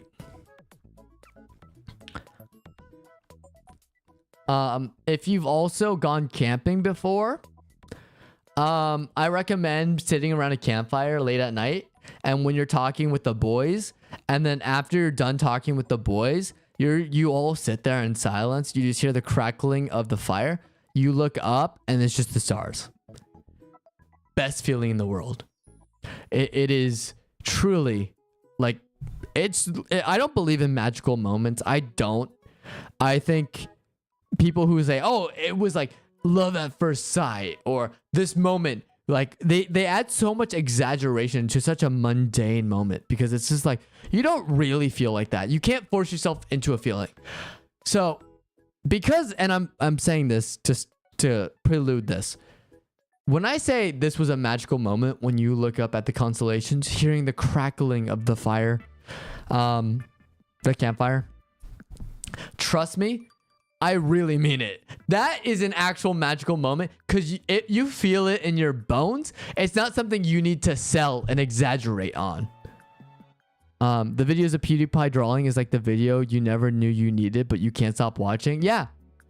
And I think, especially in a day and age where AI is rampant, trying to destroy artists, and they think they can beat artists, which, let's be honest with ourselves, it will find a place within the entertainment community, but I still think traditional art's gonna kick their butt, because studios, the moment they pivot to that, all it takes is independent artists to form their own group and grow.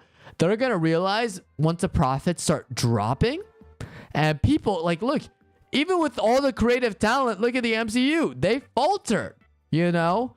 With all this art, all this talent, they still faltered, you know? And I feel like AI, people are like, oh, yeah, it's going to get better. AI is going to be this. Once, I think there's going to be a time when AI is going to become so oversaturated. The problem is it's not right now. But once AI becomes so oversaturated, people are going to give up on it. And they're going to go back to regular art. Because everyone, at the end of the day, truly cares about quality over quantity. As much as anyone likes to disagree with me, that is just the truth. I love camping, man. Last time me and the boys went out fully more so just basic necessities, not tent, just some furs, building a shelter, working through a day, sitting through around a fire. It's something you can't forget once you feel. Exactly.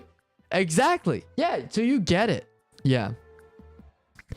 Well, guess what happened? They did an AI intro in front of Secret Invasion. One of the worst, no, the worst Marvel show of all time. I say that from the gut. It is so unbelievably bad. And the AI, nail in the coffin, boom. Yeah, no, that AI intro, I didn't even know what I was watching. They thought they could pull that off. They thought they could be sleek. Especially, and this is where the most frustrating part is, right?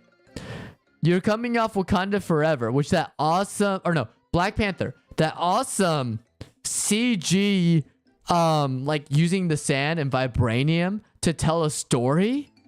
You're coming off like work of that. You're coming off Moon Knight intros. You're coming off Loki intros. Like, you're telling me you thought you could get away with that? Get out of here. Hawkeye, right? It's like, no. Everyone can see through it. It's not gonna work. Like, Secret Invasion would never. And you know what, who did a better Secret Invasion than Secret Invasion? Peacemaker. And they had an intro where all of the cast of characters were singing and or not singing, but dancing. It was amazing. And that's why Peacemaker is the better Secret Invasion. Yep.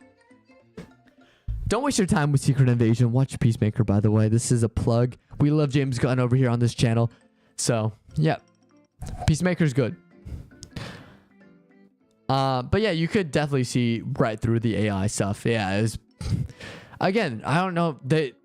I also feel like it's all like a lot of suits that decided it. They're like, oh, we know better. We know what people like, and we want to make a profit. And people won't tell the difference. They're dumb. They won't tell the difference between art and AI because AI is becoming more advanced. And then they do AI, and it's like, oh, did you think you could get away with this? So yeah. That's why kids, you pay attention in art class. That's all I'm going to say. Because a lot of these suits also didn't pay attention in art class. They didn't even take any arts. That's why they don't. It's weird. They're in charge of the arts, but they know nothing about the arts. Because if they did, they know that that'd be pretty bad. A bad move. Which is funny. Do you know why Deadpool and Wolverine was so successful? Funny thing. They literally asked Kevin Feige what to censor, what jokes they couldn't say. For the most part, 99%, they were told yes. So basically, almost full creative control. And look at the reception of that. Look at the reception of that movie. So, yeah. So who's to complain? Who's here to throw down a racket? You know. But yeah, no, I still think, well, speaking of James Gunn again. So here's a funny, okay, I don't know why I'm getting into 2 weeks of Minecraft phase. Soon I can feel it.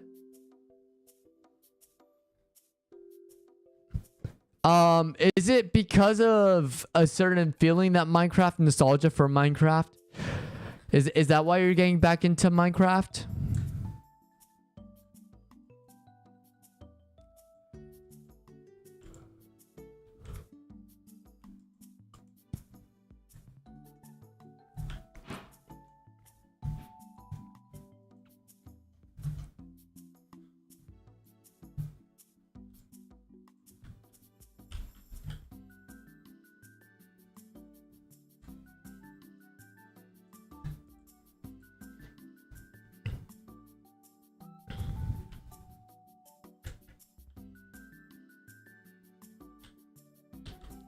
Just like the old videos of mods and stuff. Oh, okay. So it's a nostalgia trip.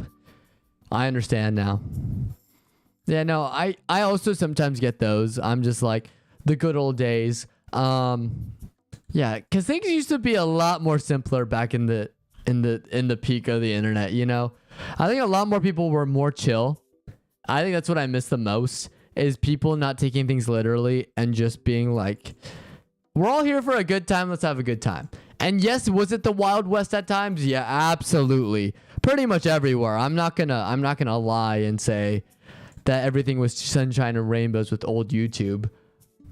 But what I will say is I did appreciate it a lot more back in the day, because at least, you know, you could find the channels that were like kind of more chill and gravitate towards them instead of like now, which I'm going to say it right now. I think this is, it's a product of dream, I feel like, with Minecraft videos, but I also feel like Mr. Beast,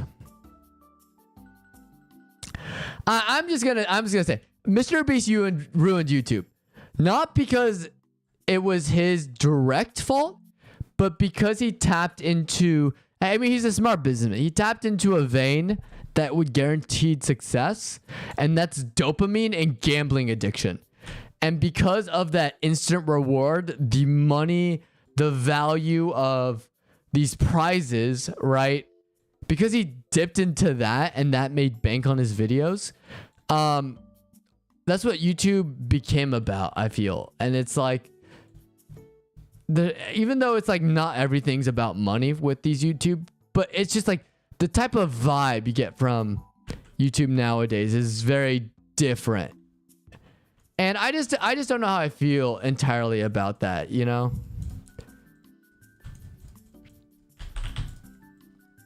Because I'm like, on one hand, I'm like, okay, this is just how it is. Like, it is what it is.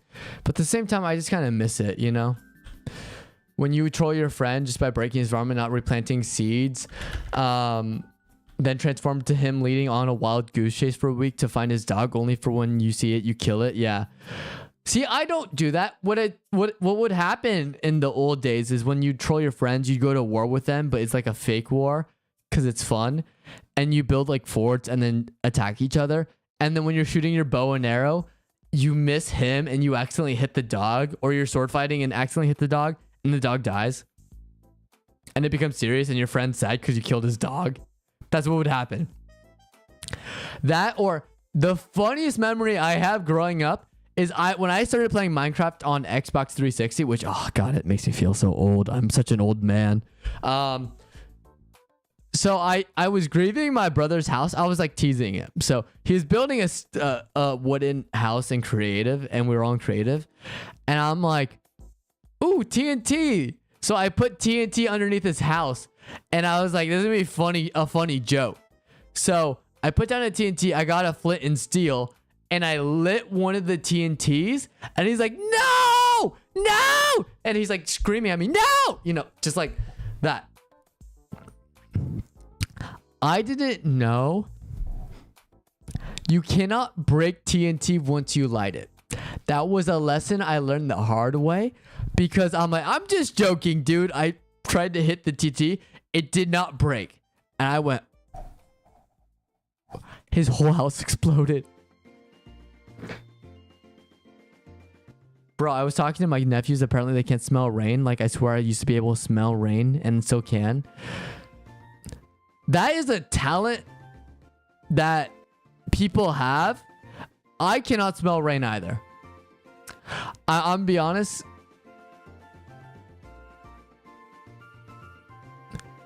I don't know. That is like such a, for me, I have these other weird things. So I believe personally, my thing is I have a sixth sense. That's kind of my weird thing about me. I've never been able to smell rain. But I know a lot of people in my life that have had the ability to do that. And this is where I get to flex on them a little bit. I'm like, you can smell rain. Well, I have the ability to, if I walk into a certain location and I know I'm not supposed to be in this location because there's something not in this plane of existence that's there haunting it, I'm going to step away from this spot. And usually it's burial sites, anything that's been violated. It's like, oh yeah, no, evil spirits, let's stay away. That's kind of my tuition. Serious, I didn't know. Looks like Cameron previously. You can't break TNT after you light it. This is when I first knew, okay? Don't accuse me of anything. I didn't know. I plead the fifth. No, but like genuinely, I did not know. I do like your commentary though. Looks at camera deviously. Yes, no, it was me. I was the one who lit the TNT, knowing I couldn't break it once I lit it.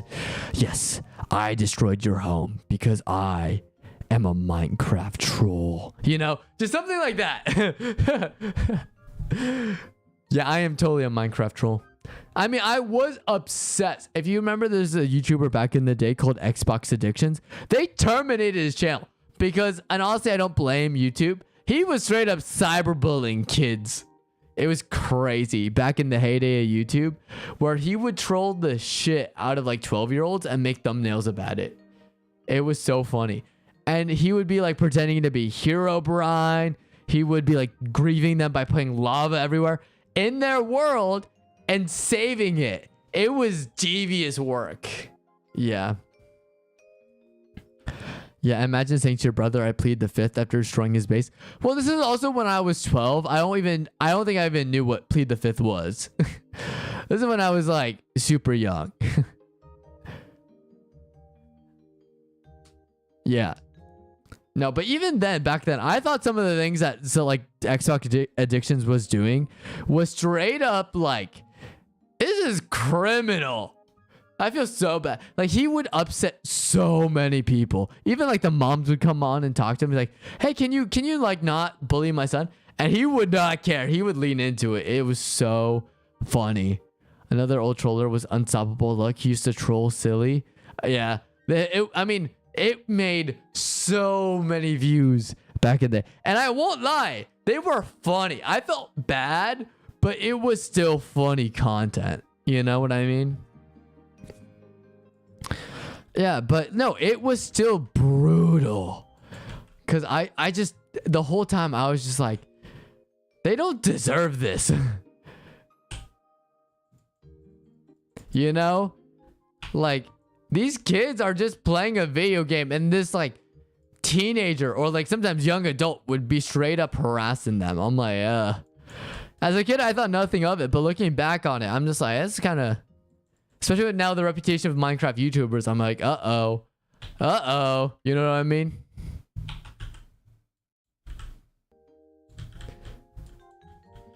Like, I think a lot of people that did a lot of crazy shit back in the day got off a little scot-free. I'm not gonna lie.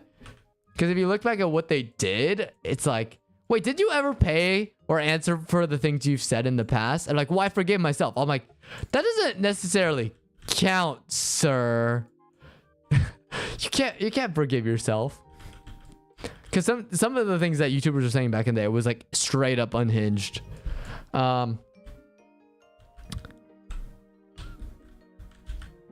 Yeah, I don't know. As someone, look, as much as I did like Xbox Addictions, and there was times where I found myself unironically loving his content, I also like to pride myself that I was a true Stampy Longhead enjoyer. Okay, I was a big fan of him, even though he's retired now, which makes me sad.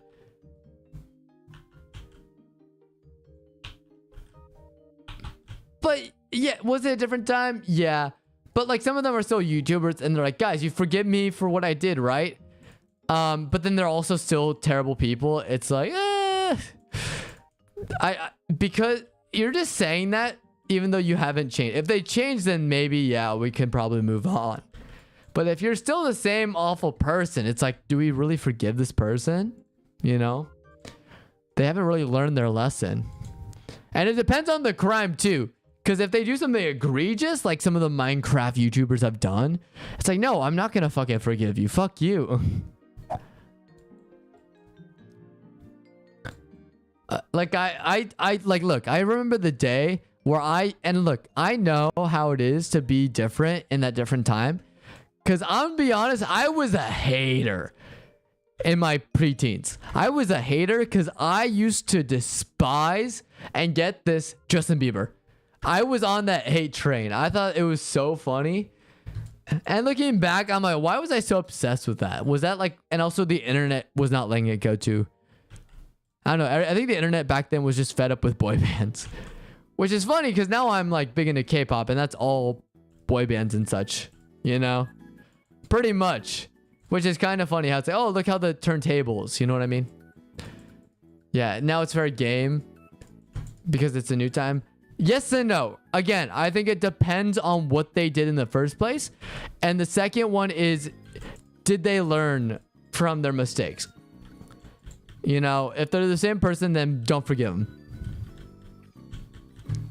Because sometimes if you're a bad person and you don't change, yeah, no, you still deserve it 100%. You know what I mean? So I disagree and agree with you a little bit.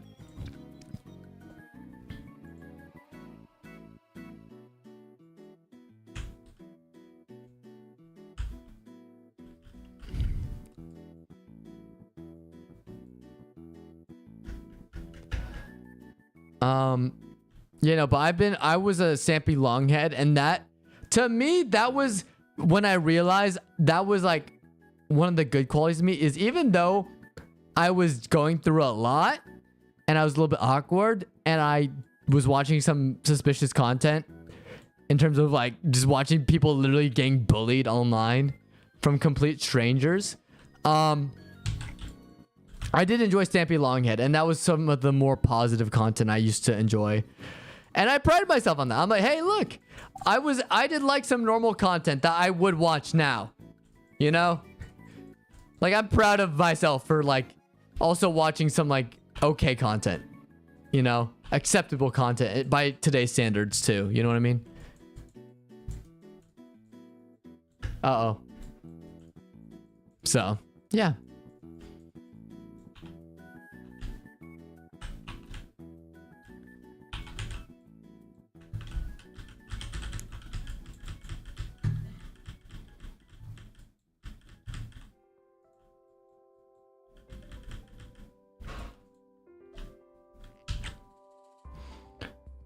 Yeah, I still remember, what was it? Stampy's Wonderful World. I forgot what he exactly called it. Yeah, but like I get nostalgic whenever he talks about his friends, which unfortunately one of his friends turned out to be an awful person. And so I feel really bad for Stampy, but just back in the day of like dudes just chilling and having a good time and having good vibes. I think those were very positive role models growing up, and I'm glad that, like, you know, they were at least some of the light in a very dark moment in YouTube history. You know what I mean? So, especially in the days of trolling and pranks. Oh my goodness, dude. Prank channels back then were like not even funny. They were like straight up crimes. And this is before like the big payoffs on YouTube. So these people were literally doing it for free, which is crazy. I'm like, what are you guys are throwing away your lives for nothing? What are you doing? You're gonna spend the rest of the days rotting in a prison, you know?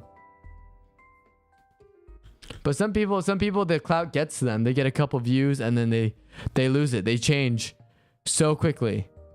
It's kind of crazy, you know?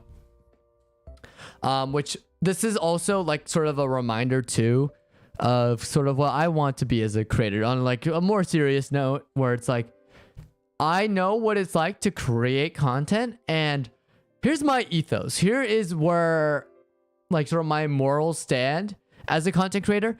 I'm making a vow where and I've repeated this in the past several times just to drive home the point. I want to be someone who, when I make content, I don't want to harm anyone in the pursuit of making content, because I feel content should be enjoyed by everyone. And if someone is not benefiting, or if it's a detriment to anyone in any way, don't want to do it.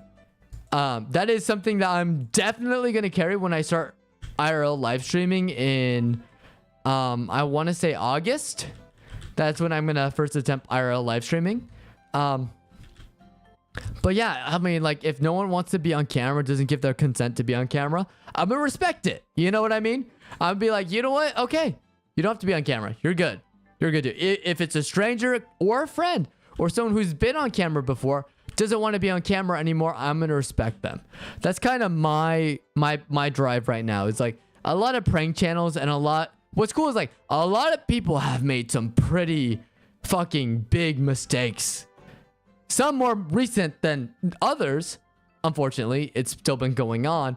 But what I think is nice is at least we can study them, because as much as people drama farm, we can look at these examples of these horrible people and then ask ourselves, okay, they made mistakes. How can we learn from them if we want to be content creators too?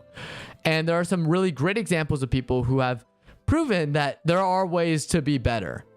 And I hope to sort of aim to be that sort of type of person. As someone who gives back, the one who strives to be better. You know what I mean? Because like at the end of the day, content creation, again, it's literally just an internet job. It shouldn't be taken too seriously. We're having a good time. I'm just talking to the void. You know what I mean? I'm just talking to like my wall. There's technically no one in person in front of me. But like, look, I'm still talking. I'm still, you know, I'm still having somewhat of a conversation. Because that's just how it is. You know what I mean? So, yeah, I mean, look, at the end of the day, too, I think you are right, Coral. It was a different time. But I also want to be the type of person, again, reflecting on the mistakes of the past, right? I think definitely there should be a level of forgiveness when it comes to content creation, and especially people who make mistakes in the past. I have made so many mistakes and I've hurt people. I'm not going to lie to you. I have hurt people, not physically, but emotionally. I've hurt people in the past, and I'm not proud of that. But what I strive to do as someone who has made those mistakes, I made sure to reconcile. I made sure to forgive and forget and strive to be better on a daily basis going forward. And my mentality is I give the same benefit to anyone else as I do myself. If I work hard to be a better person and work to make those meaningful changes, I believe someone else can, and I will respect that and I will support them. Unless you make like a really, really bad mistake. I'm talking about some serious crimes here, by the way. I believe in forgiveness. And most people, 99% of people will fit that bill of you will receive forgiveness from me. I'm just gonna say it. I'm just gonna say it how it is. So yeah, we'll end up seeing what eventually goes down. Yeah. So I am coming to the end of my talk today, but before we end stream today, I'd like to talk about something. Superman. It was funny. I was getting to talk about Superman, and I just didn't. I don't know. I just kind of lost the sense of time and direction, and I didn't even know what I was doing, you know? That's the part about streaming, is whenever you talk for like such a long time, you just lose track of what you were saying, and it just ends up going like nowhere. And then you find it and you're like, wait, no, I was talking about this. But like your original point is lost. Of like, how did we get here? How did we get to this point? But Superman. I have a lot of thoughts about Superman. This is going to be my spoiler-free review. I will go into a spoiler review in a little bit. I'll let you guys know when, so you guys can leave in case you want to watch the movie, because I know it just dropped. Superman, I have a lot of thoughts. Let's start off the spoiler review by leaving my rating. 7.5 out of 10. I think it is a solid Superman movie. What my biggest complaints of the movie are it's not a film. It's a collection of clips that are really good. And there's a lot of technical issues with the film that I'm not really the biggest fan of. And writing-wise, there are story decisions I don't agree with. So for the most part, there's a lot of scenes where I'm like, I love this. This is great. This is amazing. It's like the Markiplier meme. It's like, I love this. And then there's another section of it where it's like, I hate this. This is bad. We do not like this. And that's how I am about Superman. So let me just start off by saying the pros. I'll start with the pros and then we'll go into the cons. The pro is Superman. I think Superman, for the most part, has been really well handled. And I like how he's very hopeful. I love how he struggles. And the biggest thing right now that I love about the Superman is every time he gets hit, you feel that impact and it actually feels like he's injured.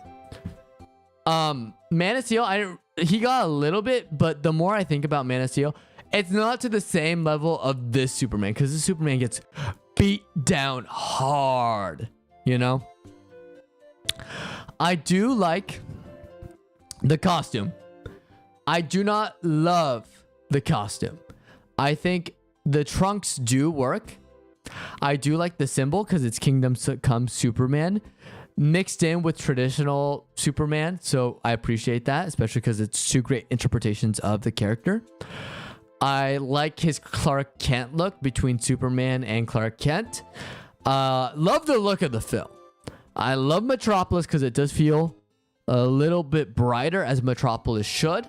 I actually like the Daily Bugle a lot more on how it looks, and these characters within the Daily Bugle I think are really fun.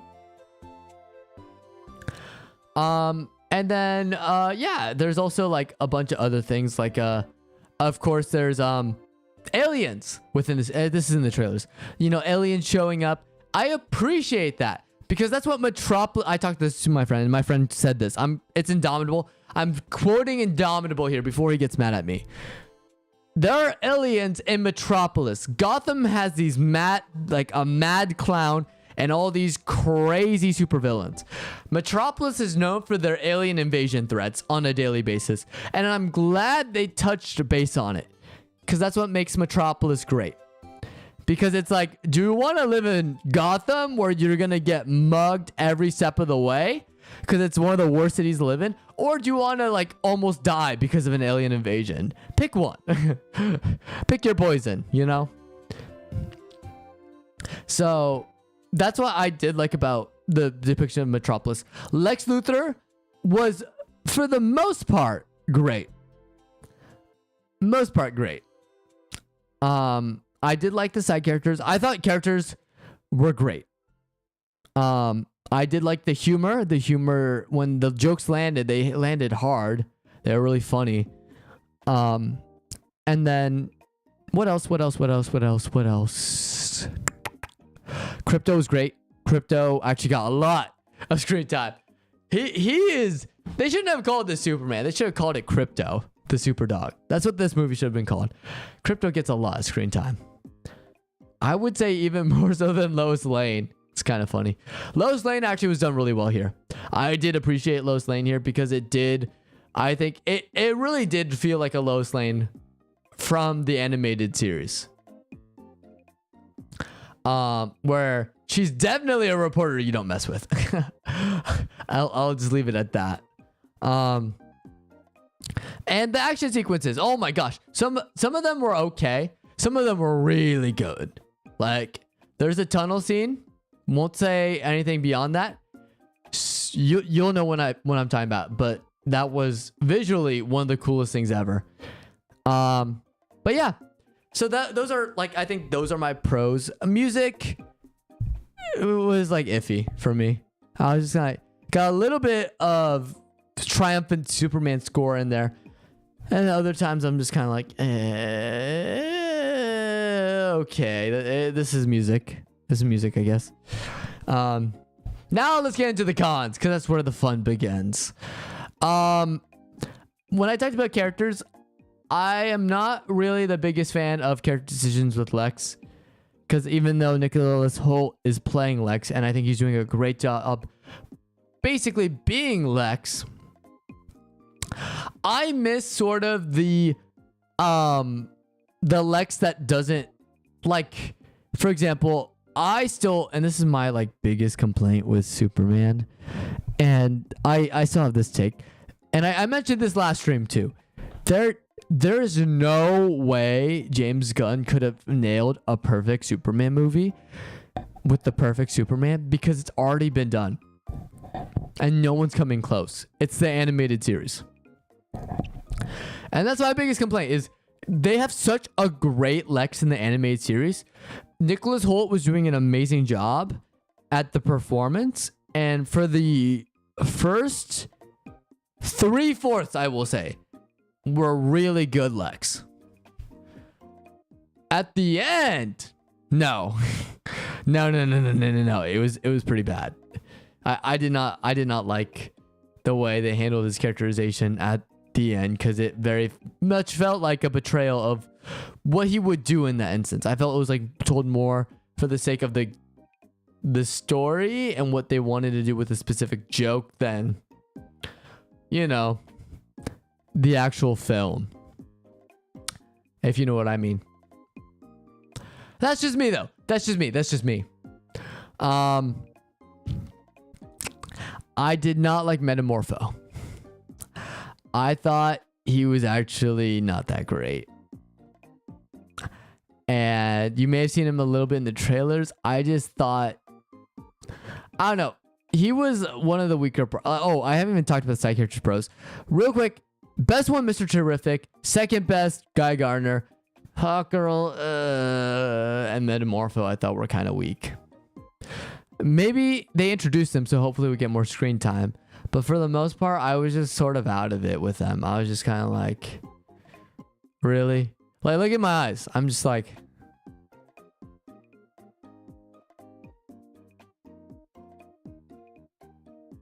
really? You know? Like, there's just, I don't know. And the problem with Hawkgirl is I think I compared her too much because we have the beautiful animated series that handles her so well. And I feel like the problem is I see, when I see Hawkgirl, I think of either her immediately, the animated series version, the JLAU, or Arrowverse. Arrowverse has a Hawkgirl. And I thought they did Hawkgirl pretty well in Arrowverse too. So when I saw this depiction of Hawkgirl, so that's why I'm just kind of like, I felt like, is my gripe with Hawkgirl too. I thought she was too immature. I thought, especially because if you know Hawkgirl's history and her past, she's not someone who would be acting the way that she does. She does not feel like the character. And that's like a big thing for me. Like, okay. How do I explain it without like making too many people mad? It's not that the actress was bad. It wasn't that the character wasn't fun. It wasn't just... the problem is it's just not accurate to the character. They should have casted her as another character that would have been more in line with a more immature attitude. And instead casted someone that's a little bit more serious for this role. And we didn't... So that was my biggest thing with Hawkgirl. Same thing applies with Metamorpho, or no, not Metamorpho. Who was I gonna say? No. I don't have anyone else to say because Metamorpho. My gripe with Metamorpho is like, I don't know. I just didn't vibe with this character. So hopefully he has a redemption arc later down the line because he's introduced into this universe now, right? Oh yeah. I did not like how cartoony the conflict was. Because the problem is you're tackling such a serious moment. And I get you're trying to get more lighthearted Superman. But there's a conflict in the movie. Won't say anything spoiler related. But the way... This is like my biggest issue with... We were talking earlier about the Thor movies. That's why I don't like Ragnarok.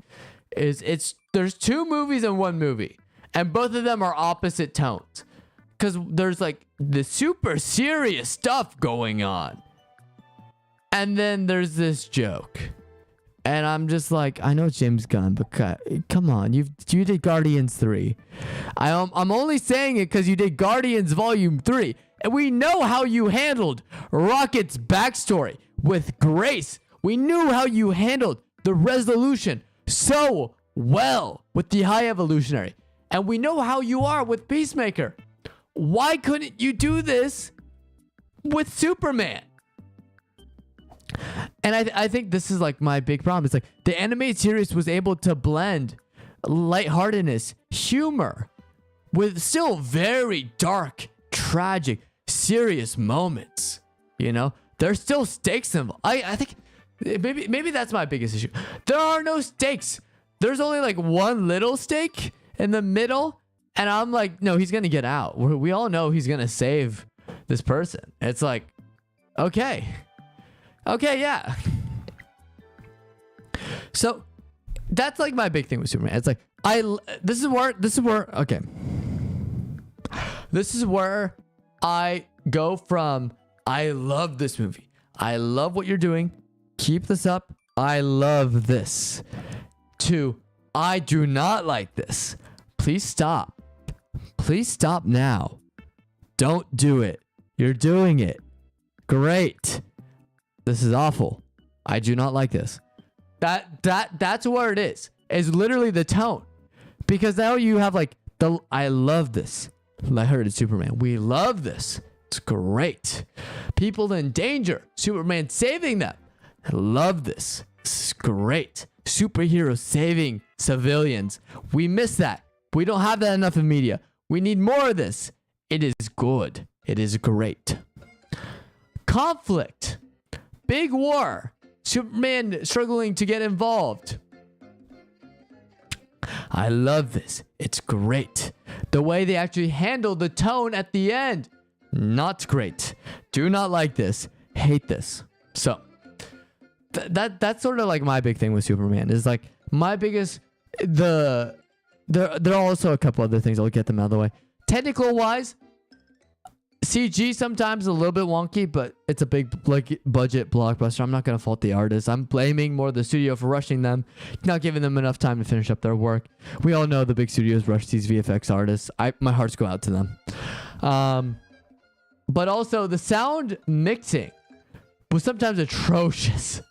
I couldn't hear sometimes what characters were saying because the music was too loud. And they were saying something important. Or it was like an important joke. And like I missed it because the audio mixing was not great for that scene.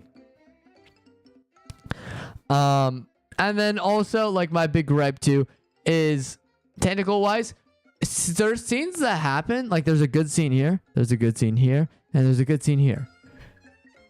They don't go, this scene will lead into this scene, will lead into this scene. They go, this scene happens, then this scene happens, then this scene happens, then this scene happens, then this scene happens, then this scene happens. And I'm like, have some flow.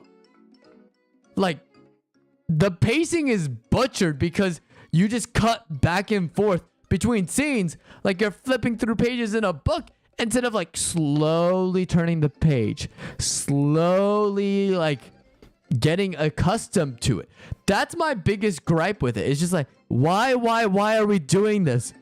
This is so infuriating because as a film set, you will look at this and people are glazing it. They're like, this is a flawless film, guys. This is good. I'm like, no, it's not a good film. Because a good film wouldn't have these issues of it feeling stagnated or having tonal issues in a film. And that's like, at the end of the day, my biggest thing is the tonal stuff. Because it's like, are you a serious film or are you a light film, like a lighthearted film? If you're both, balance both. Use lightheartedness to emphasize how tragic a scene is. And use a tragic scene to appreciate how lighthearted a scene is and how it could bring in hope, the whole theme of the movie. And I don't think James Gunn did a good job on that. He didn't execute it well.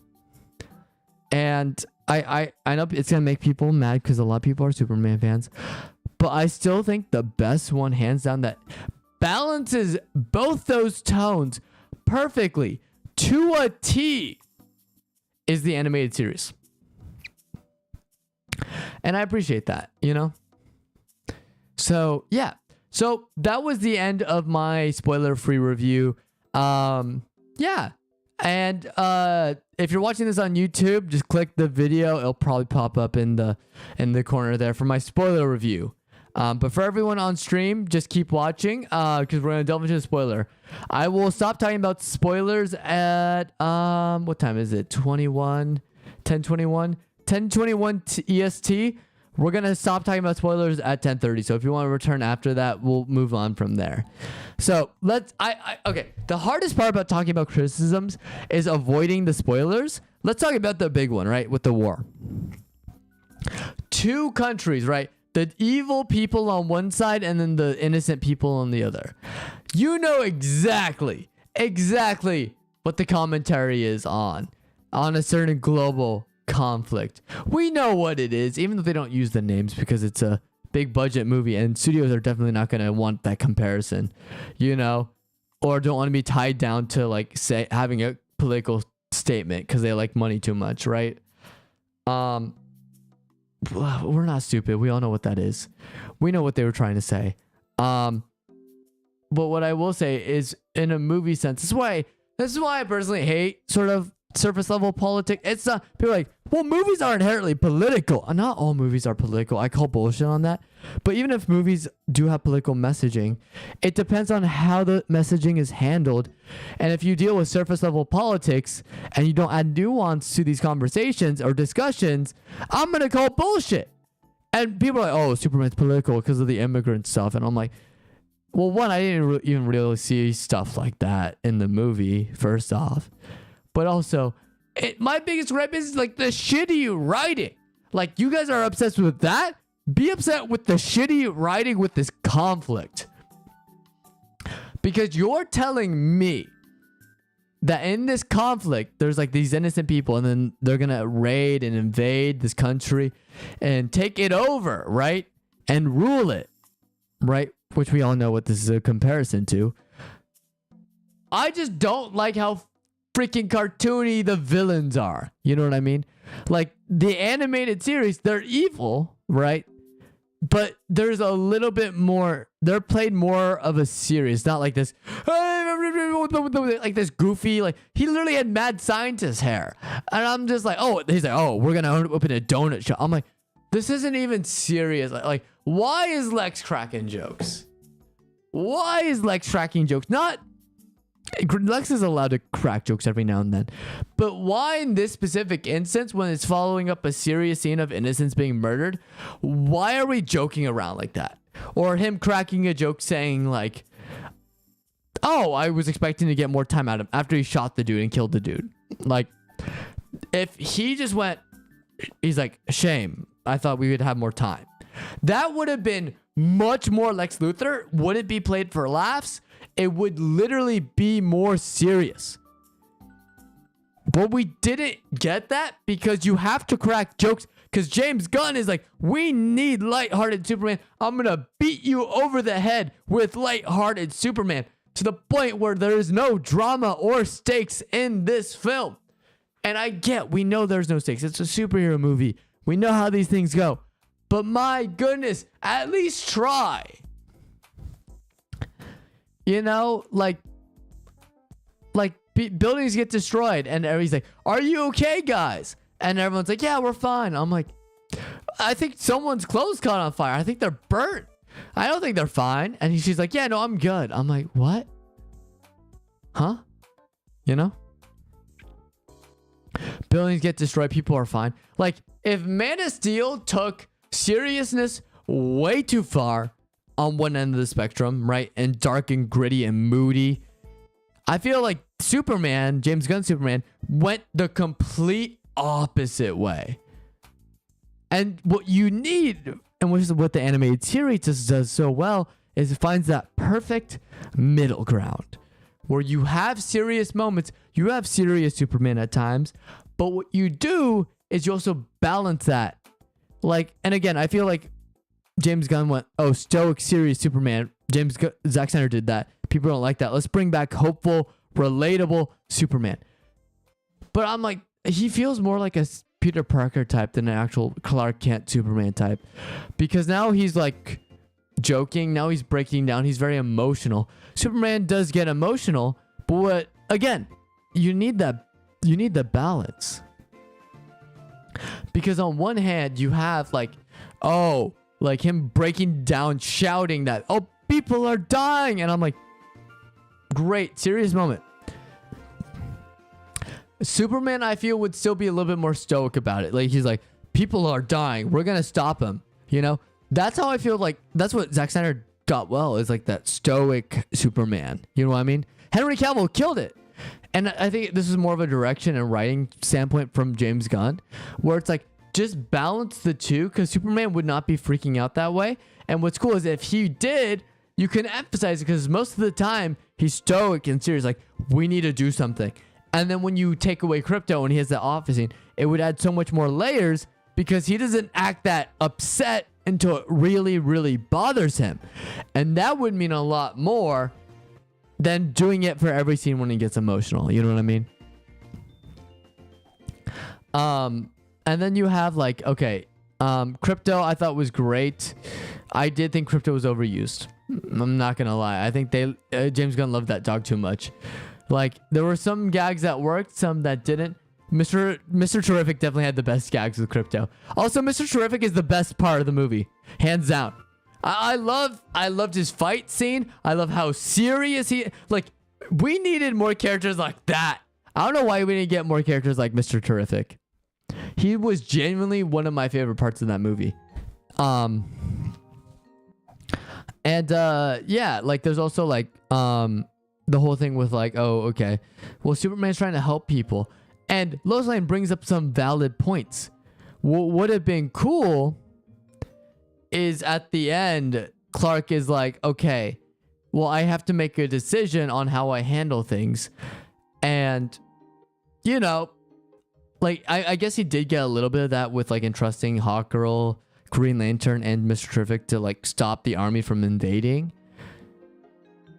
But like, also at the same time, why did Hawkgirl and Green Lantern agree all of a sudden? They were so adamant about not getting involved, which is why Mr. Terrific was the best.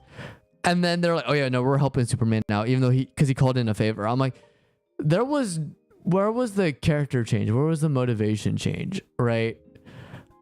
Like, I felt like that was kind of strange. I don't know what that was about. I'm gonna be honest. I'm still a little bit confused on that part. Jimmy Olsen. Oh, I didn't talk about Jimmy Olsen. Best part of the Daily Bugle. I loved how the dude is a stud. Comic accurate Jimmy Olsen there. You know he is game. I respect that man so much. We love Jimmy Olsen here.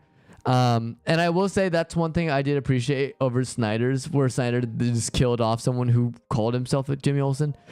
They actually did something with Jimmy Olsen, and I appreciated that. I appreciate a good Jimmy Olsen interpretation, especially since he's the core of what makes Superman comics so great, especially the original runs. Is we gotta save Jimmy. Jimmy's in trouble. Superman, save Jimmy Olsen. You know, so it's great to see him brought into the fray and actually being a part of this universe. So I hope we see more of him. Him and Lois Lane were great. I liked how they were friendly too to each other. Yeah. So again, it's like the Daily Bugle stuff, all the lighthearted stuff was done so well. It's just when it gets serious, I don't think James Gunn just didn't find a way to transition the serious stuff well, and that's why I think the movie suffers for me. Is because I was hoping for more. I was hoping for a really, really good Superman movie, and I just got an okay one. And that's like my biggest thing. And then also like that big climax where Lex cries. Why is Lex crying? Because he got busted, because his image was tarnished. Lex would not cry. The Lex I know is the Lex from the animated series. Lex would not cry. And said what Lex would do is Lex would say, this isn't over. Like, this is just the start, Superman. And despite Jesse Eisenberg or whatever from Man of Steel, despite his interpretation being a little bit off the rails, he still embodied Lex to a certain point where he's like, he doesn't cry. He's like, don't, like, this is just the start of our very long battle, Superman, you know? Because Lex Luthor is the type of person to look at Superman. He's like, I'm going to be out here in like 2 weeks, dude. You know, this is just the start. You may have stopped me now, but I'm going to be back, you know? That's who Lex Luthor is. He always has contingencies. Or like he'd get upset that he's taken away. He would not cry. I think that's also a problem I have. James Gunn made them way too human. And that's actually a detriment. Because they shouldn't be crying. They shouldn't be doing all these things. That's not a core part of their character.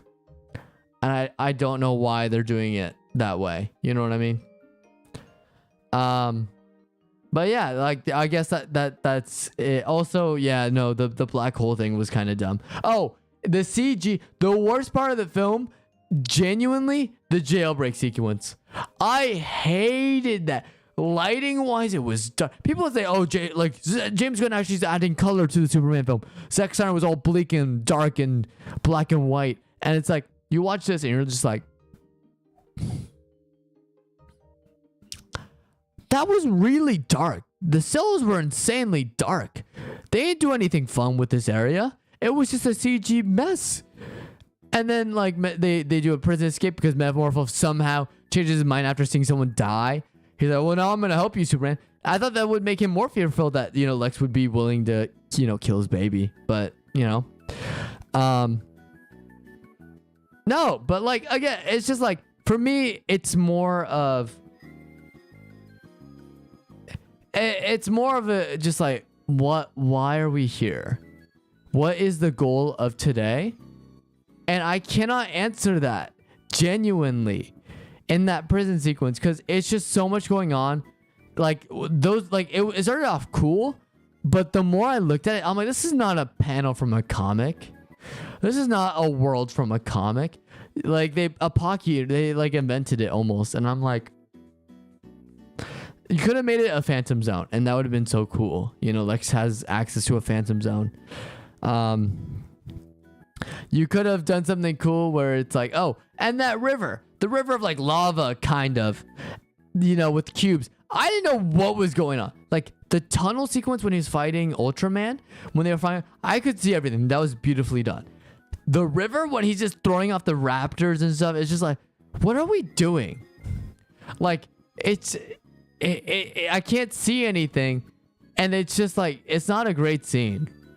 I'm not gonna lie you. Even escaping like the black hole, that wasn't even a good scene. Like it was shot well, scene was not good, payoff was not there. So yeah, that's where I get a little bit disappointed. So, yeah. So overall, again, I would leave it 7.5. So many things I would change. Bring back more iconic music. I thought Lex's villain sequence, I tried getting into it. I prefer Lex's theme in Man of Steel. I'm not gonna lie. And Batman versus not Man of Steel. Batman versus Superman.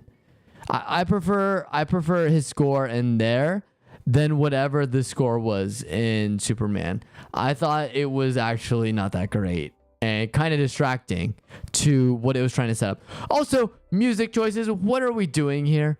I know James Gunn loves his music, but my goodness, I was not about some of the musical choices present in this film. But yeah. Again, I would leave it 7.5. I think it is a solid Superman movie. Not a great movie. An okay movie. Lots of Easter eggs. Definitely what people want from lighthearted Superman. I'm just not on board with the jokes. And I think James Gunn could do better. I know his track record. I know what he does. He can do better. And I'm sad that, you know, I just didn't enjoy this movie as much. And it worries me for the future DCU. Because this is a rocky start, in my opinion. It's a really rocky start. And I don't know why people are loving this movie to death. I just don't. I think it's cliche. I think it's way too humorous. Lighthearted stuff, great. But way too humorous for serious moments that cut off the emotional anchor of the film. That could have definitely used it. But yeah. Yeah, but so that was Superman. I did talk about earlier that I was going to be taking a break. I did mention this earlier with Coral.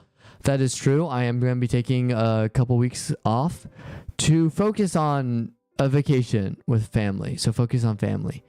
And so I will be gone, but I will be posting my VODs onto YouTube. So this could be one of those, like I mentioned before. There's things I'm planning. Lots of things I'm planning, like IRL live streaming. Definitely going to get more. I'm going to see if I can start playing video games again. I'm trying to work on my thumbnails too, though. And we'll see where it goes from there. But yeah. I think that's going to be it for today's stream. I did talk for a while. I know I started late, but hey. Just want to get my Superman thoughts out. And there's not too much other than watch Dandadan. Dandadan's really good right now in terms of anime. Have you seen Evil Eye? Oh my gosh, it's so good. But yeah, thanks for watching, everyone. I'm getting a little bit exhausted, so I'm going to end stream a little bit earlier than usual.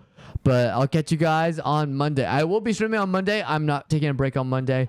What I will say is I am going to be taking a break on starting Wednesday. So Monday will be my last stream. I will go on vacation. I'll let you guys know exactly when I'll be back because I'll be closer to an official date. But beyond that, it's okay. I'll catch everyone later. Thanks for watching and take care of yourself, friends. It's a very scary day. Every day is a scary day, but it's been a little bit wild lately, and we need hope. We need Superman. As much as I didn't love the movie, as much as other people, I still think it's a good movie to have because it's very hopeful. And I think that's what people